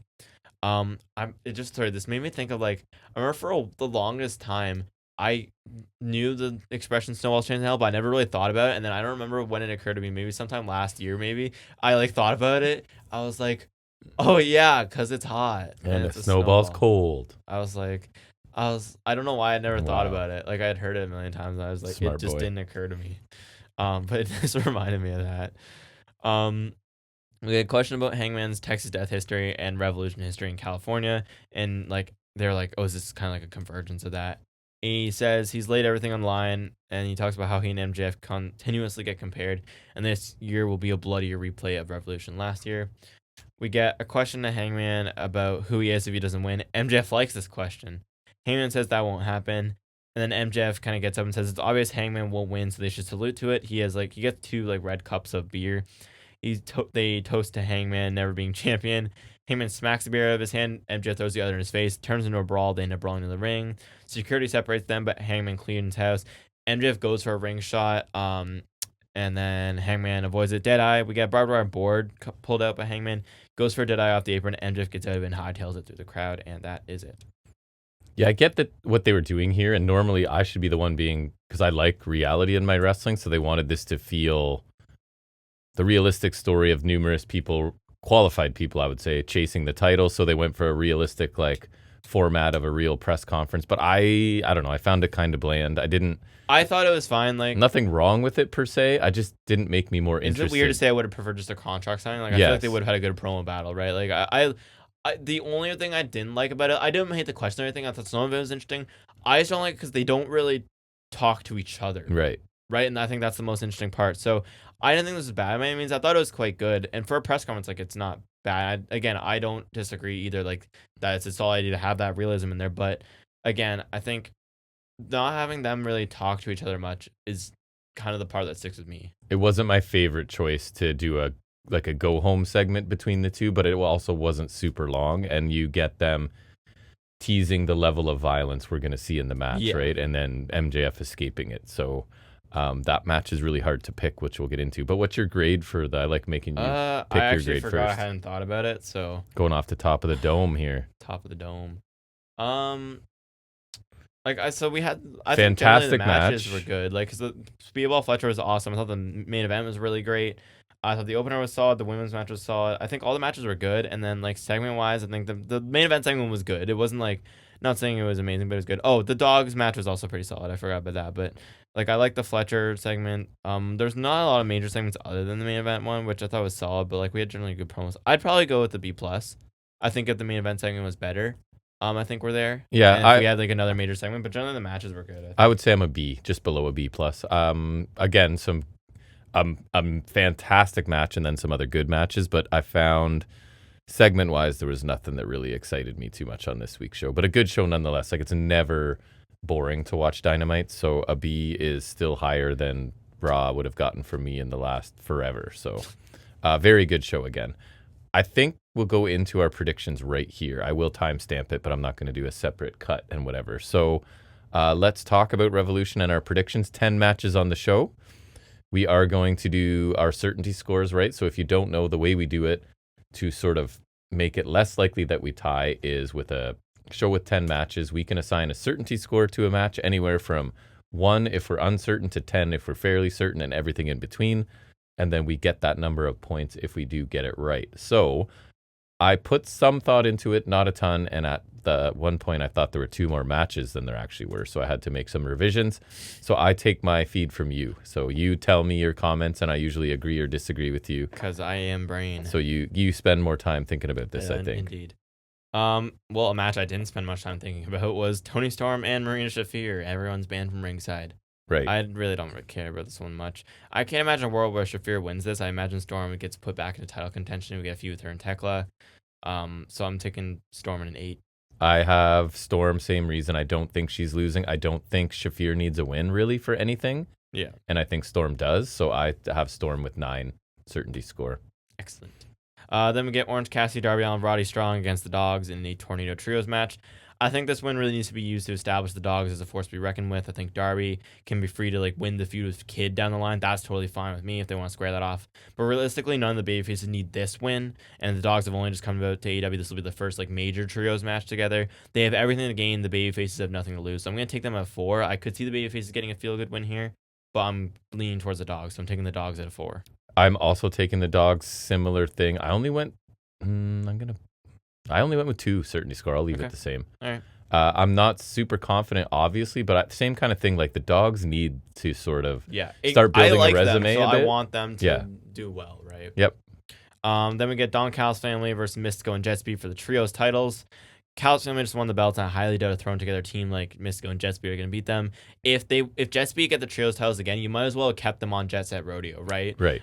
So I'm taking the Callis family out of 10. I went Callis family 8. Similar, just does not feel like these belts are coming off yet. And why? Yeah, you're right. Why would it go back onto the same people with a lesser someone who doesn't work there? With a no offense, a lesser third partner, lesser wrestler, and a wrestler who doesn't work there. Right. So it feels like that's a Callis family win. Agreed. Babes of Wrath versus Mega Cross, we'll call them, for the AEW Women's World Tag Team Championship. I see potential in the Haas team, like Bane and Cross holding the belts up for a while. I think it's worth exploring. I think Willow and Harley have had a solid run to start the titles off, and now it's time for like a dominant heel dude to hold it and have the babyface team chase.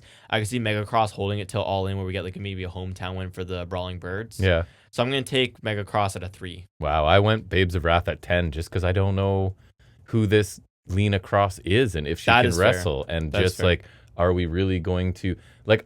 I think it's possible there was going to be a title change before they had to switch people, and I'm not really comfortable taking a 10, but I don't know where else to go with it. So I went 10. That may cost me at some point. So I'm saying the champs retain. I really hope I'm right about that. And I'm most certain, quote unquote. That would set me up so nicely. Yes, it would. Then we get Andrade El Idolo versus Bandito. I think this match doesn't have a lot of build. But Andrade's stock has been up recently, and Bandito less so. So I think this kind of has to be an Andrade win. It just makes more sense. And not for the Ring of Honor title either, it's right? Not for the Ring so of Honor that makes title. me think Andrade. It's Andrade. I'm taking Andrade at 7. Me too. I have exactly the same thing. Awesome. Bandito had an amazing 2025. He's now an established guy. Andrade's back, and they're trying to build him. I think we need to keep establishing him. And a singles pay-per-view win, I think, is important. And again, the title's not on the line, so Bandito because you could have easily had Andrade be like, I want more gold. I want your belt. But he's not interested, which is funny in its own right. Like, I don't even care about the belt you have. Wait, you have a belt? They mentioned Ring of Honor. They mentioned Claudio's CMLL World title more than they mentioned Bandito's ROH title. So let's just remember that. Yeah. Then we get Brody King, Swerve Strickland. I think Brody's looked great this year so far. We kind of mentioned it already. I think Swerve just turned heel. He's more likely to go back in the main event scene first. And especially if the champion were to be some particular cowboy. Yeah. So I'm going to take Swerve at a 5. I do think Brody has a chance, but not a big one. I also have Swerve at 5. I'm tempted to say, can I swap my certainty score with them and Babes of Wrath? But I'll leave it.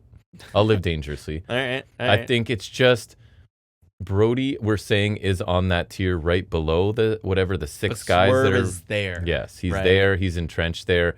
And he's trying to prove, like, I'm going back to the version of me that when I was at my best. You can't have him lose now, right? It just doesn't make sense. It doesn't feel like it. So I Swerve at 5 as well. Then we get FTR Young Bucks for the AEW World Tag Team Championships. This is one of the ones that felt kind of split down the middle for me. I struggled with this one. Okay, I'm glad it wasn't just me. I could kind of see it going either way. I don't really know who needs it more, right? Because they're both established teams. They both held the titles more than anybody else, right? They made a big thing about this being the last match, but I don't buy it. It doesn't feel like their last match. So I don't think it's like, oh, whoever wins this is the best tag team. Whoever wins this wins their feud. I don't believe that. Especially now that I'd love to do them. I know FTR's kind of the master of it, so I'd love them to have a 2 or 3 falls. I feel like I keep saying that for so many matches, but it's just fun. Yeah, I like a good 2 or 3 falls match, or like an Iron Man match. Again, I said that earlier too for Fletcher and Speedball. I think this is where we get I tossed this around much, but I've settled where I've settled. I think this is where we get the Bucks redemption, like the payoff to them going through the broke Bucks arc and finding themselves again, being decent people again, going back to their retro look. Right, I feel like this is where that all pays off, and I think there's a decent chance that Cope and Christian made their return. here to cost FTR the tag titles, because we've said that feud doesn't need the titles, right? Yes. I think that feud doesn't need the titles. FTR have had a good title run. Like, I've enjoyed this title run. The heel work has been really entertaining. I think the Bucks as tag champs again as baby faces could be fun, and like, I don't. It just feels like it's kind of time. I could see Stokely gets out of the chair to go do something. And then Edge takes him out, right? Yeah. I think that's happening. And Cope and Christian have already been gone for longer than I've expected. So I feel like they have to be coming back soon, because yes, they won the first match when we were there, but then they beat up Beth, right? So the feud's not over. I think we get like some special match at Dynasty or Double or Nothing. So I'm gonna take the Bucks at a 2. Again, this one's kind of tricky, but I'm taking the Bucks at a 2. I also have Bucks at 3. I just think. All right. I didn't think you would agree with me on that one. No, similar lines of I'm pretty sure it's time for Edge and Christian, and we've always said that doesn't need to be for the titles. It kind of strengthens your division if it's not. Yeah, because you have a major feud going on for just personal, and then the Bucks can run with the belts. And if you want Edge and Christian to have the belts, I could honestly see them facing the Bucks in like a ladder match, and you could do like kind of like a Hardy Boys, Edge and Christian type thing, right? Because obviously not going to get the Hardy Boys. Yes. So I could see that kind of happening down the line. Okay, next, Tekla versus Chris Sadler in a 2 or 3 falls match for the AEW Women's World Championship. We kind of mentioned this too. Like, if I was gonna pick a 2 or 3 falls match on the show, I would not make it this match. No. But they just switched the title off with Statlander, and her title run turned out to be a little underwhelming. Doesn't make sense to revert back to her. I'm taking Tekla at a 9. I have Tekla at 6. Okay. Similar idea. I don't like if you were. I guess they could say that this was just a test run for Tekla, but has it really been? And why are you in it? What did Stat show you that you're in a big hurry to get it back on her? I agree. No offense. We like her. We like.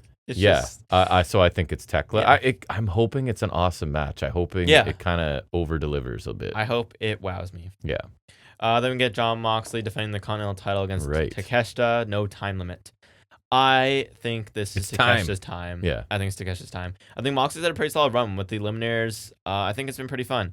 But Takeshita has to win this. I think it has to start with the Okada and the Callis family, and Callis is also trying to get all the gold, right? But then you have Takeshita and Okada's champion. They can like have like a, that power struggle, like who's better kind of thing. And it pushes them closer to a blow-off match. I feel like it's likely they end up reunifying the belts, which is stupid, but we're playing with what we got here.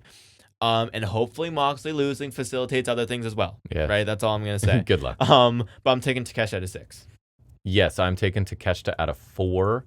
I think Takeshita kind of needs to have the belt to counteract all of the little, like, because Okada just keeps taking shots at him, right? And so this just he does have a New Japan belt, but it's ugly. Right. So this, I think it's just time for Takeshita, and there's a story going on there with him, and Moxley can go do something else.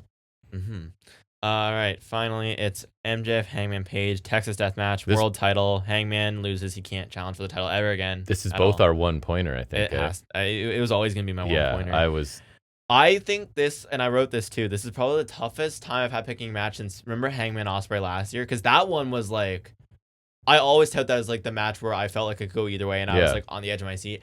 I feel like this match is the closest feeling I've had to that since then, and maybe this is going to surpass that in the moment. Which is great because it's the main event of a pay-per-view, for the title, and it's going to be nuts, and I don't know who wins. Yeah, so I love that. I'm like, I don't know, right? There's good reason to believe it could go either way. I think Hangman stipulation makes this one really hard to call. I think there's great storyline potential in Hangman not being able to chase the title and maybe having to one day go against his word, right? If he really wants it that bad. But I also worry about how it made Boxman creatively, because that's what happened to Cody. Yes. Now, with Cody, it's also because he refused to turn heel and break that storyline, right? Yes. Which is something you could explore with Hangman. But I don't know. So that makes me think Hangman should win, right? Because I don't know. I don't want him to be boxed in like that. Or like, and I also don't know if, even though like I'm like, okay, would be interesting if you can't challenge for title. I don't know if I actually want to live through that though, right? I don't want to. But then MJF for me, it kind of feels like you should hold the title till All In. Like I'm like Ospreay should beat him at All In, right? Something like that.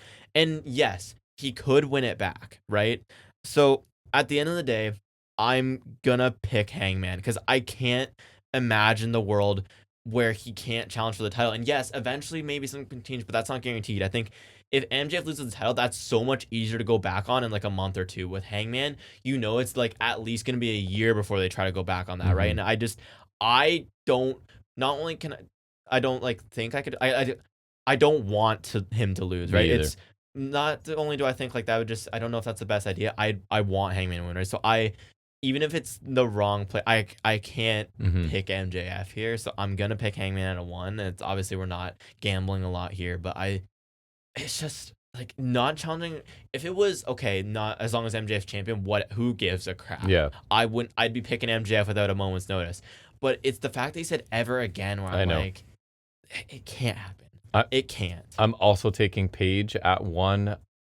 I don't think they'll do the whole he can't ever challenge again, because they will get ridiculed if he goes back on it, right? Like they will take, I know maybe from angles they don't really care if those people criticize them. Yes, but I agree with what you're saying. I mean, like you can always do, he goes heel again and like he just goes back on works, he's that desperate, but then they'll be like, oh, these stipulations and things don't, but and Hangman could sell that right? I also think we might be in the era with the stories they're telling of short title reigns.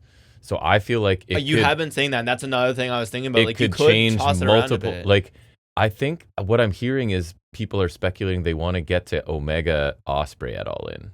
I'm okay with that. I remember I wanted that for the first All In, and then we got Osprey Jericho. So maybe it gets off of Hangman onto Swerve. You know what I mean? Onto Omega, and then Osprey wins it All In. The big face at All In. Sure, right? Or and I'm okay with that. Maybe Fletcher gets in there. You have so many talented guys at the top of this card, and they all want the title. So maybe it's gonna switch a bunch. So MJF already holds the longest title run, right? So yeah, we kind of really haven't had short title runs other than Samoa Joe's recent one, right?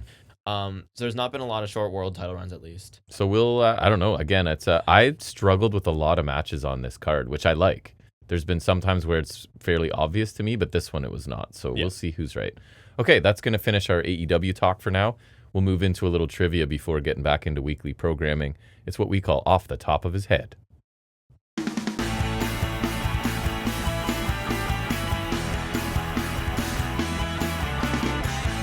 Trivia this week, I went with first WrestleMania opponents. Okay, so it made me laugh because I used AI for the idea and then to generate the quiz.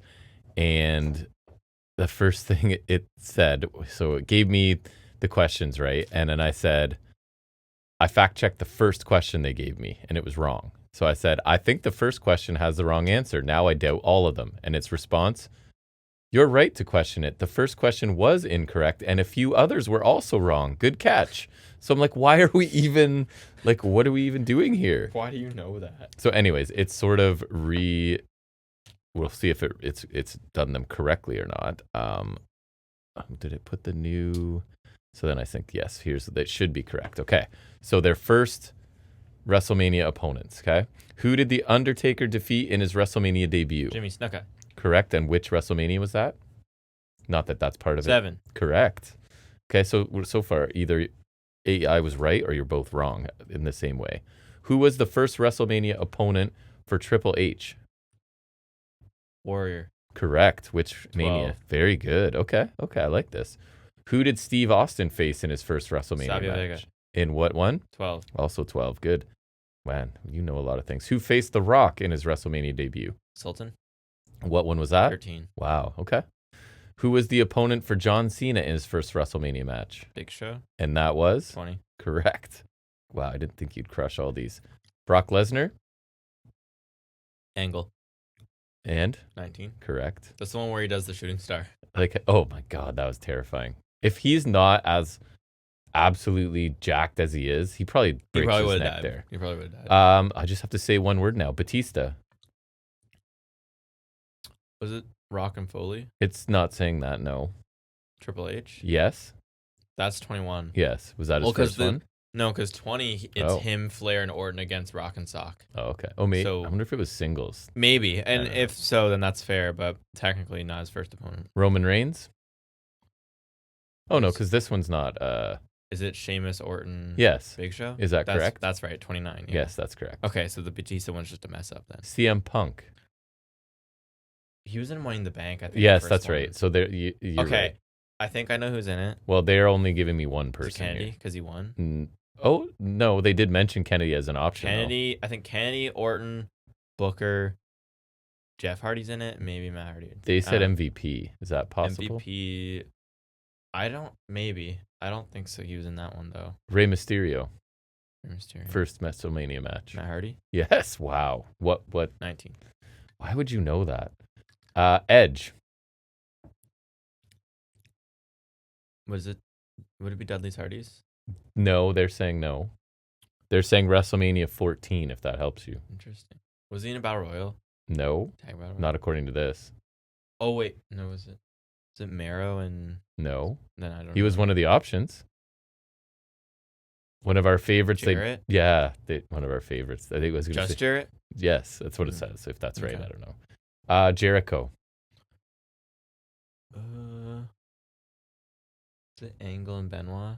The 2000? They're saying it was 2000, but that's not the people they're giving me. If me. it's 2000, it's Angle and Benoit. They're saying Triple H in 2000. Triple H was 2002. One of those things is wrong. I'm going to say you're right. No, because Triple H in 2000, he was in that four-way with McMahon's every corner. This one I remember. Randy Savage. Oh, George Steele? Yep. WrestleMania 2. Correct. That's the one that I watched, right? I believe that's when I started That one's 86, yeah. Watching wrestling. Who was the first WrestleMania opponent for Ric Flair? Savage. Yep. At 8. correct. Last 92. Last one. Kurt Angle. That would be the Jericho Benoit one. They're that saying I just mentioned. no. What are they saying? They're saying Guerrero at X7. I don't even think he faced Guerrero at X7. Let me look. We've established that AI is just wrong, and it's like, yep, we were wrong about a lot of them. Good catch. Like what?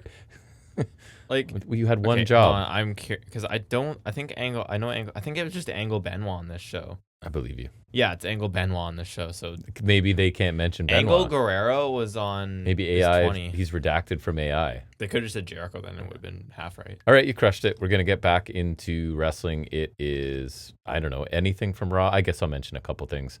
Raw, some Vengeance Day, some NXT, and maybe a Smackdown. We'll get there now. It's Highspots and Restholds.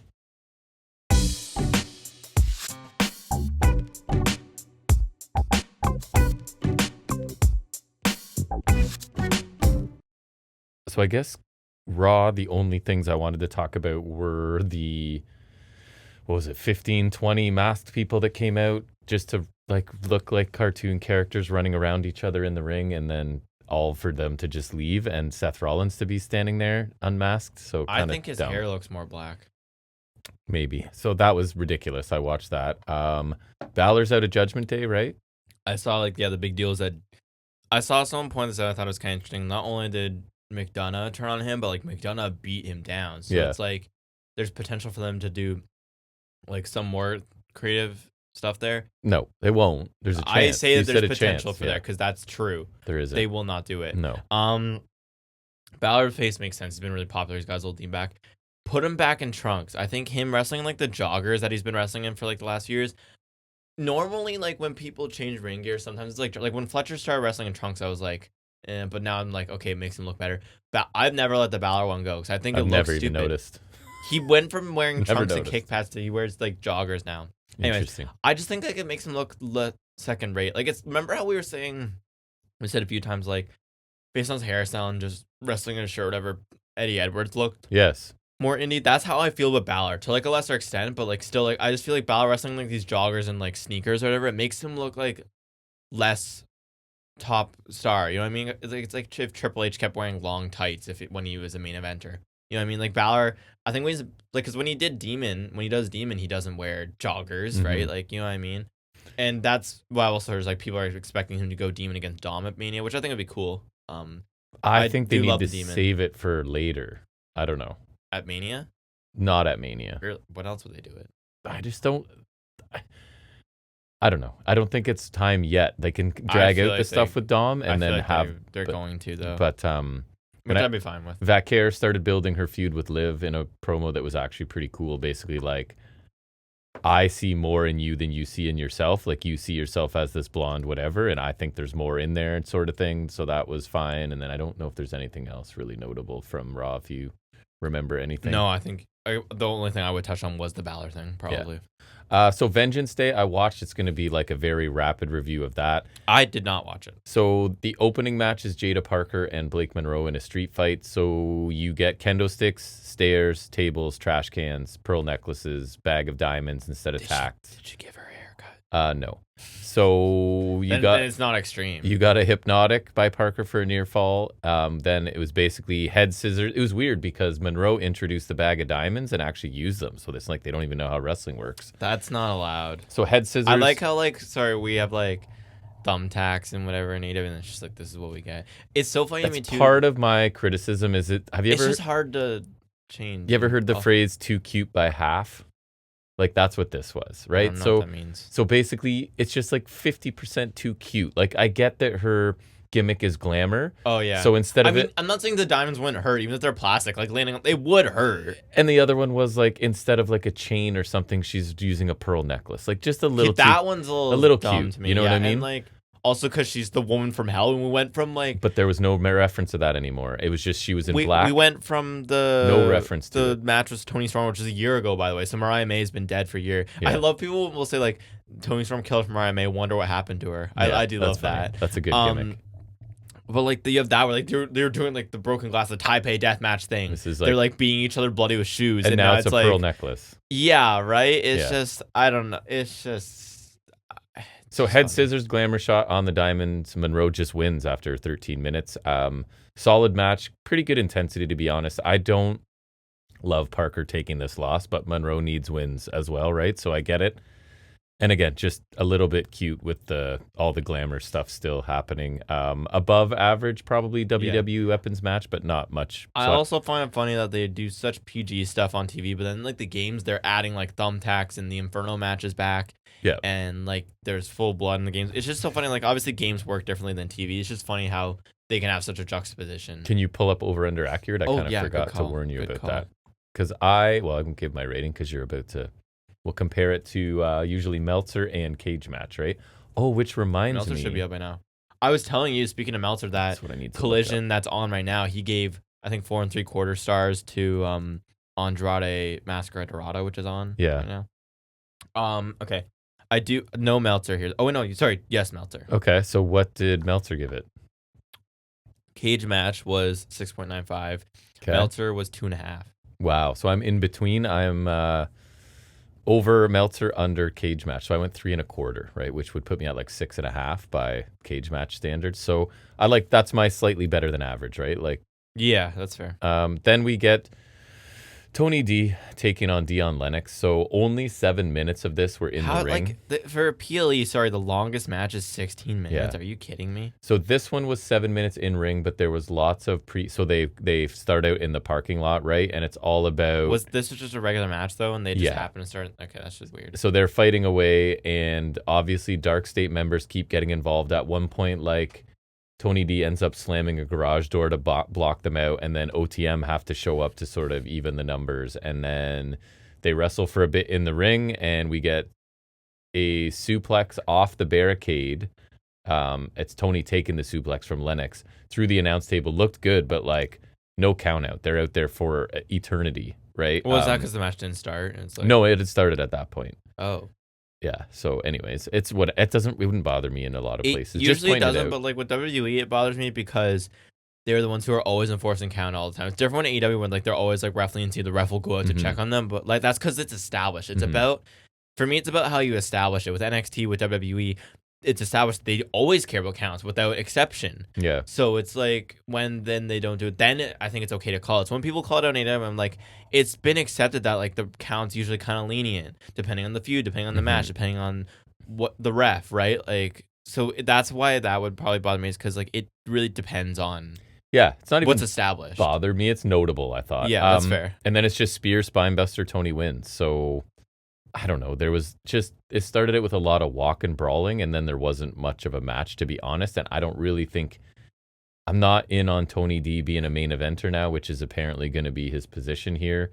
And I think Lennox has potential, but like they've been also, sort of bland. Lennox is like a singles pay-per-view guy. I'm sorry, I don't think that's like over under accurate on this one. This one was higher. I know that. Really? For Meltzer, at least. Not for me. But yeah. Actually, for both. 6.98 for no. cage match. Too high. That'd be like a 3.5. So I'm under that.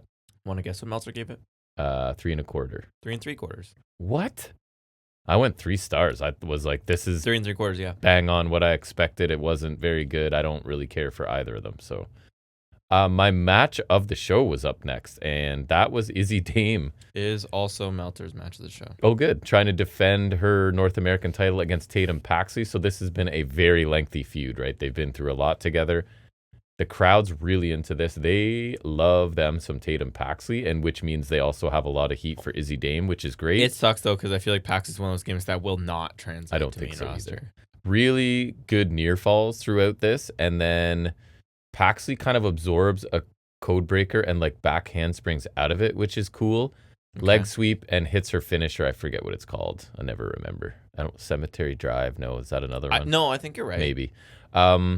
I thought this was way better than the Cemetery Drive is either her or Dolan, so I'm pretty sure you're right. First two matches, my favorite match on this show. I think there's potential in both of these women, especially Paxley, because we always say like good baby faces are hard to find, and she is one, at least within the confines of NXT. I don't know what happens at the next level for her, but and NXT, I like this because part of what I like about watching NXT is seeing younger people develop and get better and try newer and better things. And I thought this was the blow off of this feud. We'll talk about it on NXT, the show. It was not. But I thought this was a really good match. So what's the over under accurate on that? This one was a 7.76 from Cage Match. Okay, I'm right. And then Meltzer went. Did Meltzer go 4 stars? Yep. Wow. I went 3 3/4. I couldn't quite get to 4, but a very good match nonetheless. I was impressed with both of them. Then we get one that surprised me in how not long it was. It was this was the short match. 6.5 minutes in the underground. And my first note, so it's Lola I could have Vice. a longer match in a video game, and video game matches usually go quicker than real matches. You know Lola Vice, Kalani Jordan, and my thing is turn the damn lights on. However, then I turned max brightness up on my iPad, and it did help, to be fair. I don't enjoy people smacking the ring as they do in these. I saw Brooks Jensen there, though. I haven't seen him in a while. So Vice attacked some of them at one point. And I don't like some of the window dressing with these matches. The matches themselves can be entertaining. Kalani targets Vice's injured hand, removes her glove, etc. Lola's dad is in the crowd doing his thing. And then things are just getting going, and Lola wins with a back fist at 6.5 minutes. So 6 minutes. I saw the back fist too. I didn't think it looked very good. It looked okay. This is just too short of a PLE match to even be average. As soon as it's a PLE match and it's 6 minutes, I'm going below average, right? So that's fair. Fine while it lasted. Crowd was kind of into it, and Lola obviously remains undefeated. This is kind of her match now. Over under accurate on that one? This one was 5.32. Accurate. Match. And then Meltzer went 3 1/4. I went 2 3/4, so around 5.5 if it's cage match. So pretty accurate there. Main event is Ricky Saints and Joe Hendry for the NXT Championship, with Hendry defending. Booker T singing Hendry's theme is the worst. This guy, man. I can't. I'm already annoyed with him being in the video game. Add it to the list of things that he does that he infuriates me. I didn't mention it in my review of NXT this week, but next week is like there's a tribute to him or something because it's in Texas. I told you, remember I warned you. It's gonna be amazing. Yeah, him in the because now he's on part of the 2K commentary team. Some matches he's not there. Sometimes it's Barrett, which is much better. Mm-hmm. It's so annoying. I already hate it. So I don't really care about either of these guys. So they're gonna have to do something special for me to get into it. And then I have in brackets they didn't. Almost no shot. I thought Hendry was losing. Not a lot of drama here. And the Dismal Saints segment the week before that now doesn't exist anymore. I was less interested than before that. At one point, Hendry hits an AA. It was notable. So Paige comes out, gets the title, he grabs it off the little pedestal or whatever it's on, and he's really, really looking at it, right? Because he's doing this great job of selling, like, maybe I need to get involved in the main title picture here, right? So he wants to hand it to Saints, but he's kind of like distracted by its beauty. And so Saints gets rolled up for 2 there, and then he does eventually slide the title in, but he slides it right past Saints to Hendry. And then they sort of have a tug of war over it. And then Saints with a low blow and his devastating tornado DDT that's a finisher in some universe for a near fall. And then Hendry, as the ref's distracted again, Hendry actually mule kicks low, and he hits the standing ovation, so he cheats to win here. I don't know. Both men did what they do. It was 16 minutes.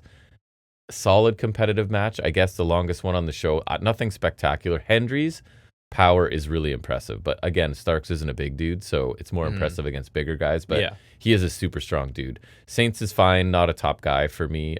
Pretty much what I expected.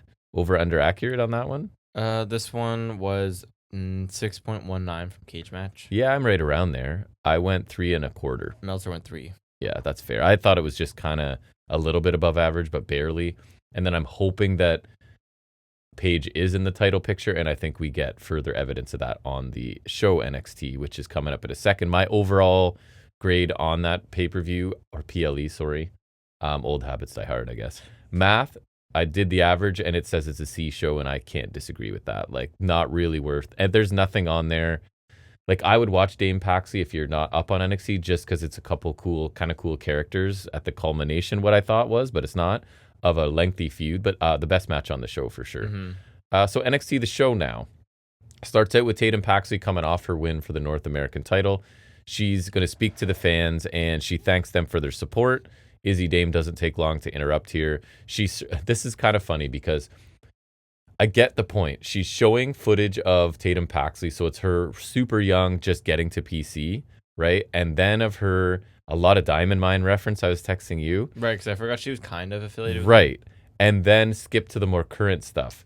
And the point is from the heel Izzy Dame that she's constantly wearing a mask. And how do we know that this new version of you, because you went from this to this to this to this, and how do we know which one's real? But it honestly worked as like, I think it was, I don't know if it was Poison Ron or John and Wei were like, if you presented this package as the babyface package, it would be exactly the same because it's shown how far she's come, right? Yeah. So it's like you're using it as a heel to say like, it's kind of funny how it could work. It could be either one. The package would be exactly the same for the same purposes. But anyways, so the point is Paxley's changing her mask. She's a chameleon is basically what Izzy Dame's saying. And then we get a big boot that I thought looked good and a doctor bomb from Izzy that also looked good. And so she grabs the title and holds it up high. So again, I thought Vengeance Day was the end of this feud. It's not. In a segment later, we find out that Stone is making a match and it will be a steel cage match between these two. I believe it's next week on TV. Yeah. And so I thought, I don't mind that it's going on, and I guess we're going to a gimmick match. I think they're just going off to like, yeah. And gives you something cool on TV too. And honestly, they had a really good match, so let's see what they do. And it's like, now let these developmental people be in a cage match, right? It's something new, a stipulation to see well, maybe we have plans on them being in Elimination Chamber at some point, and now they have experience in a structure, whatever. It all makes sense. We get a backstage segment with Saints and Paige. The only reason I mention it is Saints is obviously annoyed that Paige slid the title belt right past him in the match at Vengeance Day, and Paige does feel a little badly about it, he says. So they're going to have a tag match in the main event against Joe Hendry and Miles Bourne. So Saints says that if he pins Hendry, he'll get an NXT title shot, and then if Paige can pin Bourne, he'll get in the North American title match. So Saints like trying to keep him down. And you can tell that this gets Paige thinking, and he's so good at just the facial expression and stuff of like, so then what would happen if I'm the one that pins Joe Hendry, right? Did he say that or no? No, he doesn't say it, but you can kind of read it on him, right? Okay. That he's thinking about, because he did the thing where he's staring at the title and he's captivated by the title, and now his tag partner is saying like, whoever pins the person should get a shot at that title kind of thing. So I think Paige is just great at every level, right? Too good for he is. WWE. He's holding this place together. Then we get a surprisingly entertaining triple threat match. It was Eli Knight, Shawn Legacy, and Jasper Troy. So it's not a speed thing, which I actually had forgotten at first. Oh, that's good. Because I remember seeing it, I thought it was going to be speed. So they got 12 minutes, actually. And so like twice as much as the Underground match almost? Yeah. It a little annoying because they're still going with the... Jasper Troy is so big and the other two are so small that they have to work together to have a chance, right? But the action was still really good. Troy wasn't flawless by any means, but he had a whole bunch of power moves to both guys that, was impressive. And then he got taken out somewhere near the middle, and it allowed Legacy and Knight to kind of showcase their stuff, which was really fast and entertaining. And then the finish came. They really leaned into the whole, it takes two of them to beat him. Legacy hits his 450. Knight hits his cool-looking moonsault, and he kind of bounces off like RVD did. So by the time he goes to make the cover, Legacy makes the cover as well, because we know this is how triple threats work, right? Yeah. Where they both just get the pinfall. And no one disputes They just announce two winners, because this is how triple threats... I remember seeing like the clip, and I was like, I read the caption, I was like, that's not how this works, right? And the referee's like, yep, double winners. So despite the corny finish, which it was, pretty cool match, over-delivered for me. And then Knight and Legacy use this finish to just randomly form a tag team later in the show. And Stone announces a tag tournament. And I put before a bunch of teams step up, which means they're brawling. And I think it was actually OTM attacked Dark State, and that triggered the brawling. So OTM and Dark State are not in the tournament. I think it's so they can settle their issues outside of it. But then all the other teams are going to be in it, including the brand new team of Knight and Legacy, because I guess because they already have a win together, right? And the average tag team is going to be like facing one big Jasper Troy. So Well, yeah, honestly, yeah, that makes sense. Because he's so big. How could a small guy beat him? 2 regular people are 1 Jasper Troy. That's right. Paxley's backstage looking for Izzy Dame because she's super mad about being taken out earlier. She comes across Shiloh Hill in a new location in the NXT. It's a workshop. So what? Okay.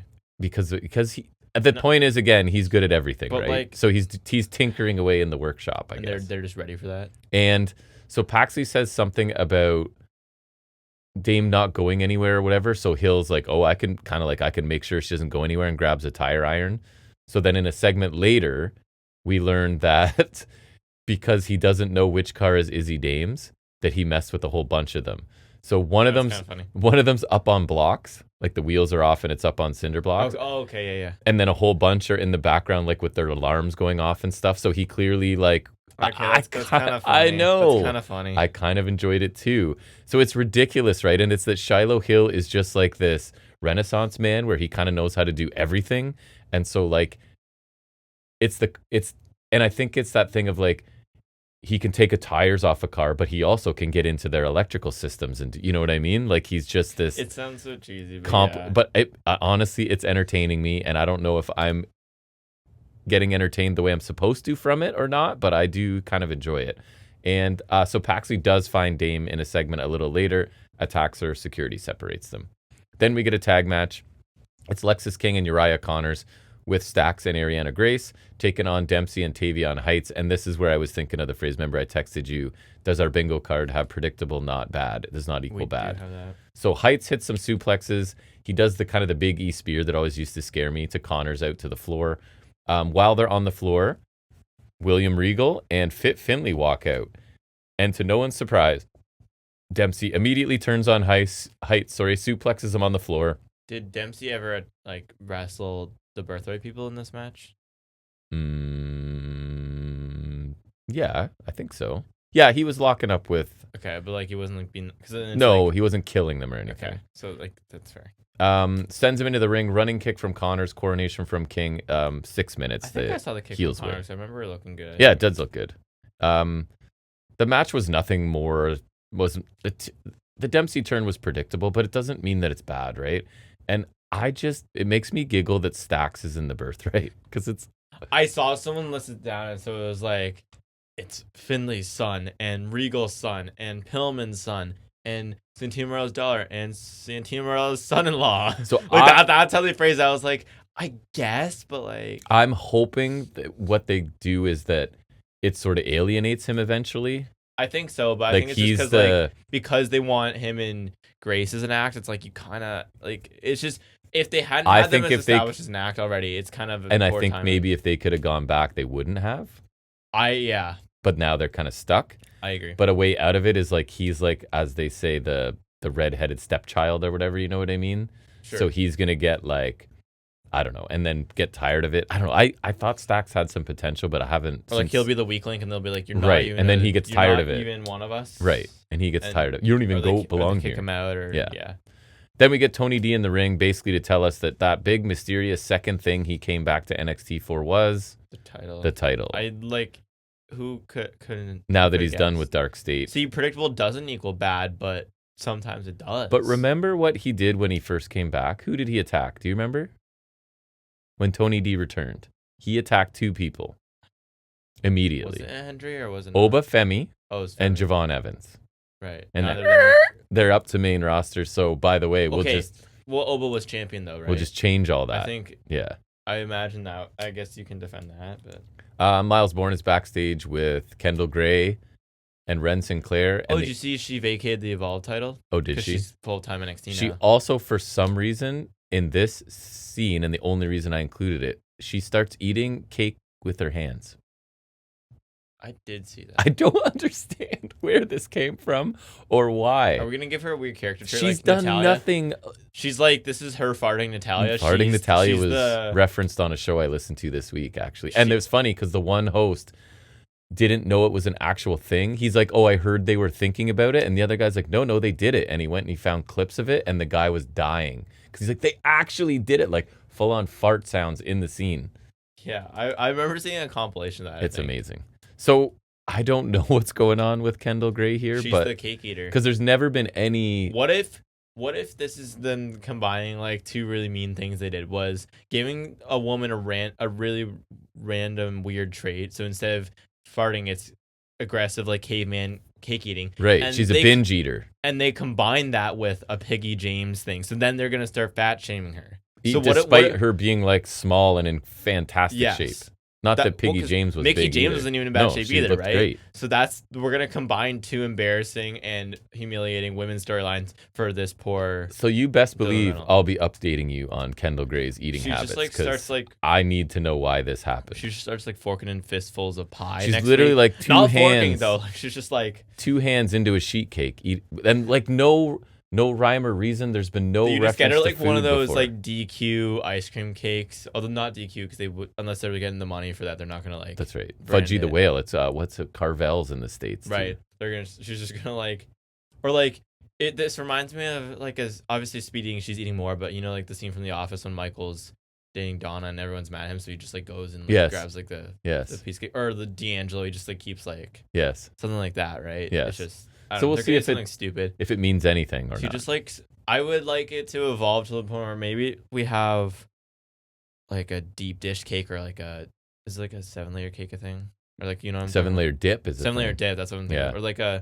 Or one of those really deep or like a tall cake, right? She's elbow deep in a cake. Not even I want it to evolve or rather devolve where she could do hands behind her back and she's just eating she's just the cake's she's standing at the table or she's sitting at the table like we are and the cake's just here and she's just no hands, just eating it face in. It feels like they were and they're not wrong if this is the case. She's been kind of generic character wise. So what's something zany and weird? Let's ever jam her hands. That feels like something cake. lame they would have done 2.0.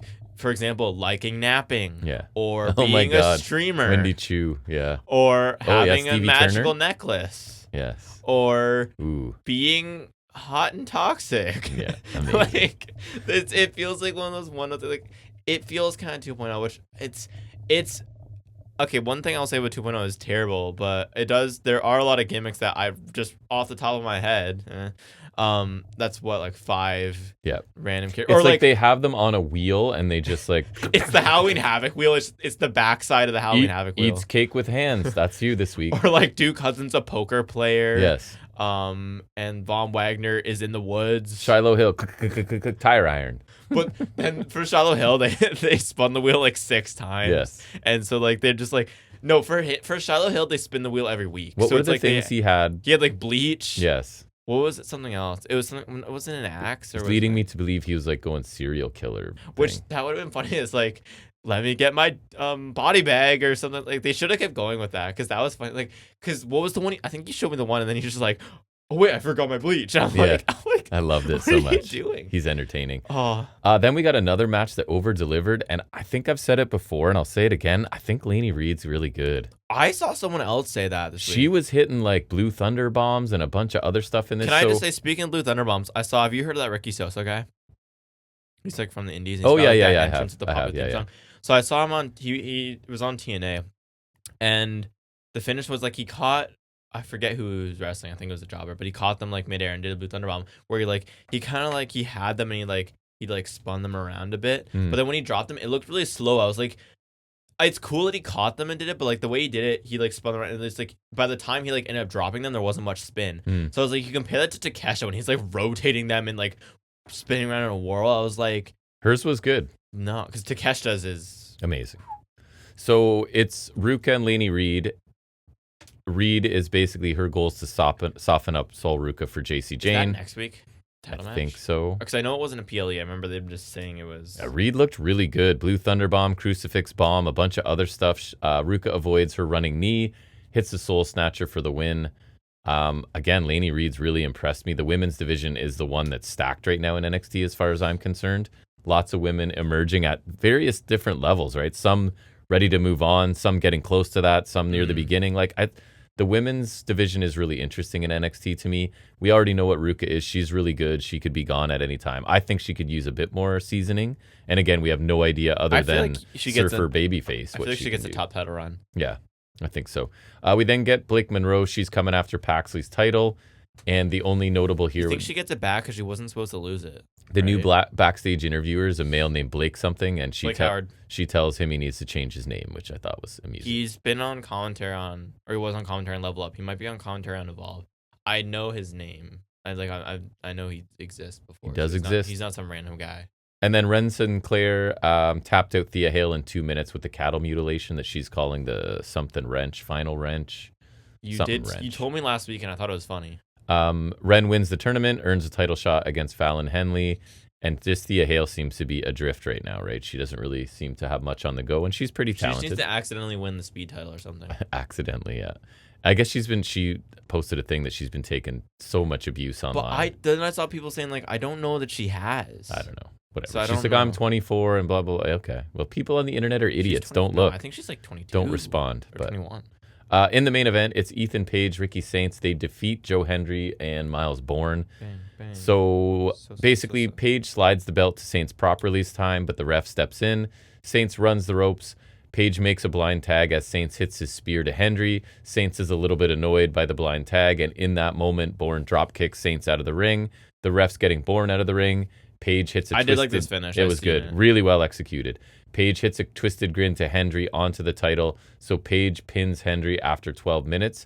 Like I said, the finish was really well. It kind of pays off what you're talking about earlier. And the ref doesn't look like an idiot. They did it well enough that it's believable that he's distracted by it. So the match itself was fine. And the point is that Page is sort of sneakily screwing his partner over to get the pinfall. I saw like the clip too of them like celebrating after they're both doing their poses, but then they're kind of side-eyeing each other for a second, and then I like that too. I thought that was a cool touch. I'm not interested in a bunch of the talent in this match, but I really like this story of Page like suddenly realizing that he could be going after the main title, right? And even though he's affiliated with Saints, it doesn't like there's a way to work around that, I guess. So I thought again, Page's facial expressions and just like relaying to the audience what he's thinking without saying stuff is really strong.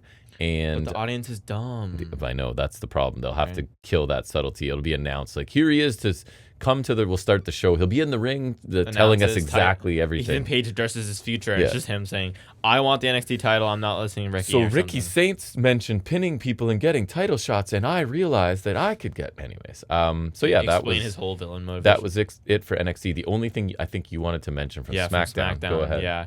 So get your the big thing from SmackDown, was Orton turning heel and just like beating Cody bloody, which I think it was cool. At least they did have Cody bleed a lot. I saw it was a bloody mess. I texted you about this, and at first, like, I was opening the idea because you kind of mentioned it too. It's like the only chance we have at Orton being interesting, right? Mm-hmm. So I was like, okay, cool, right? That's better than it being like this bland face versus face feud we thought it was gonna be, right? But the more I thought about it, the more I thought it actually annoyed me for two main reasons. One,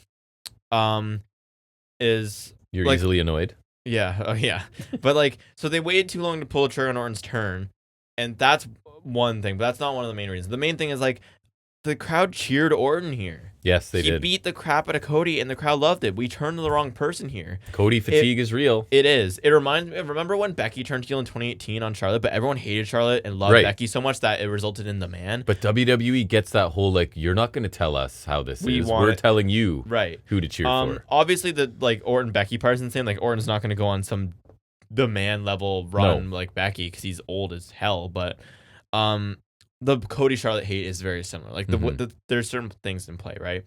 People are getting sick of Cody's bland golden boy quarterback one white knight always coming on top, sports stick more reference. And more. That's what he calls himself. I know. He calls himself that all the time.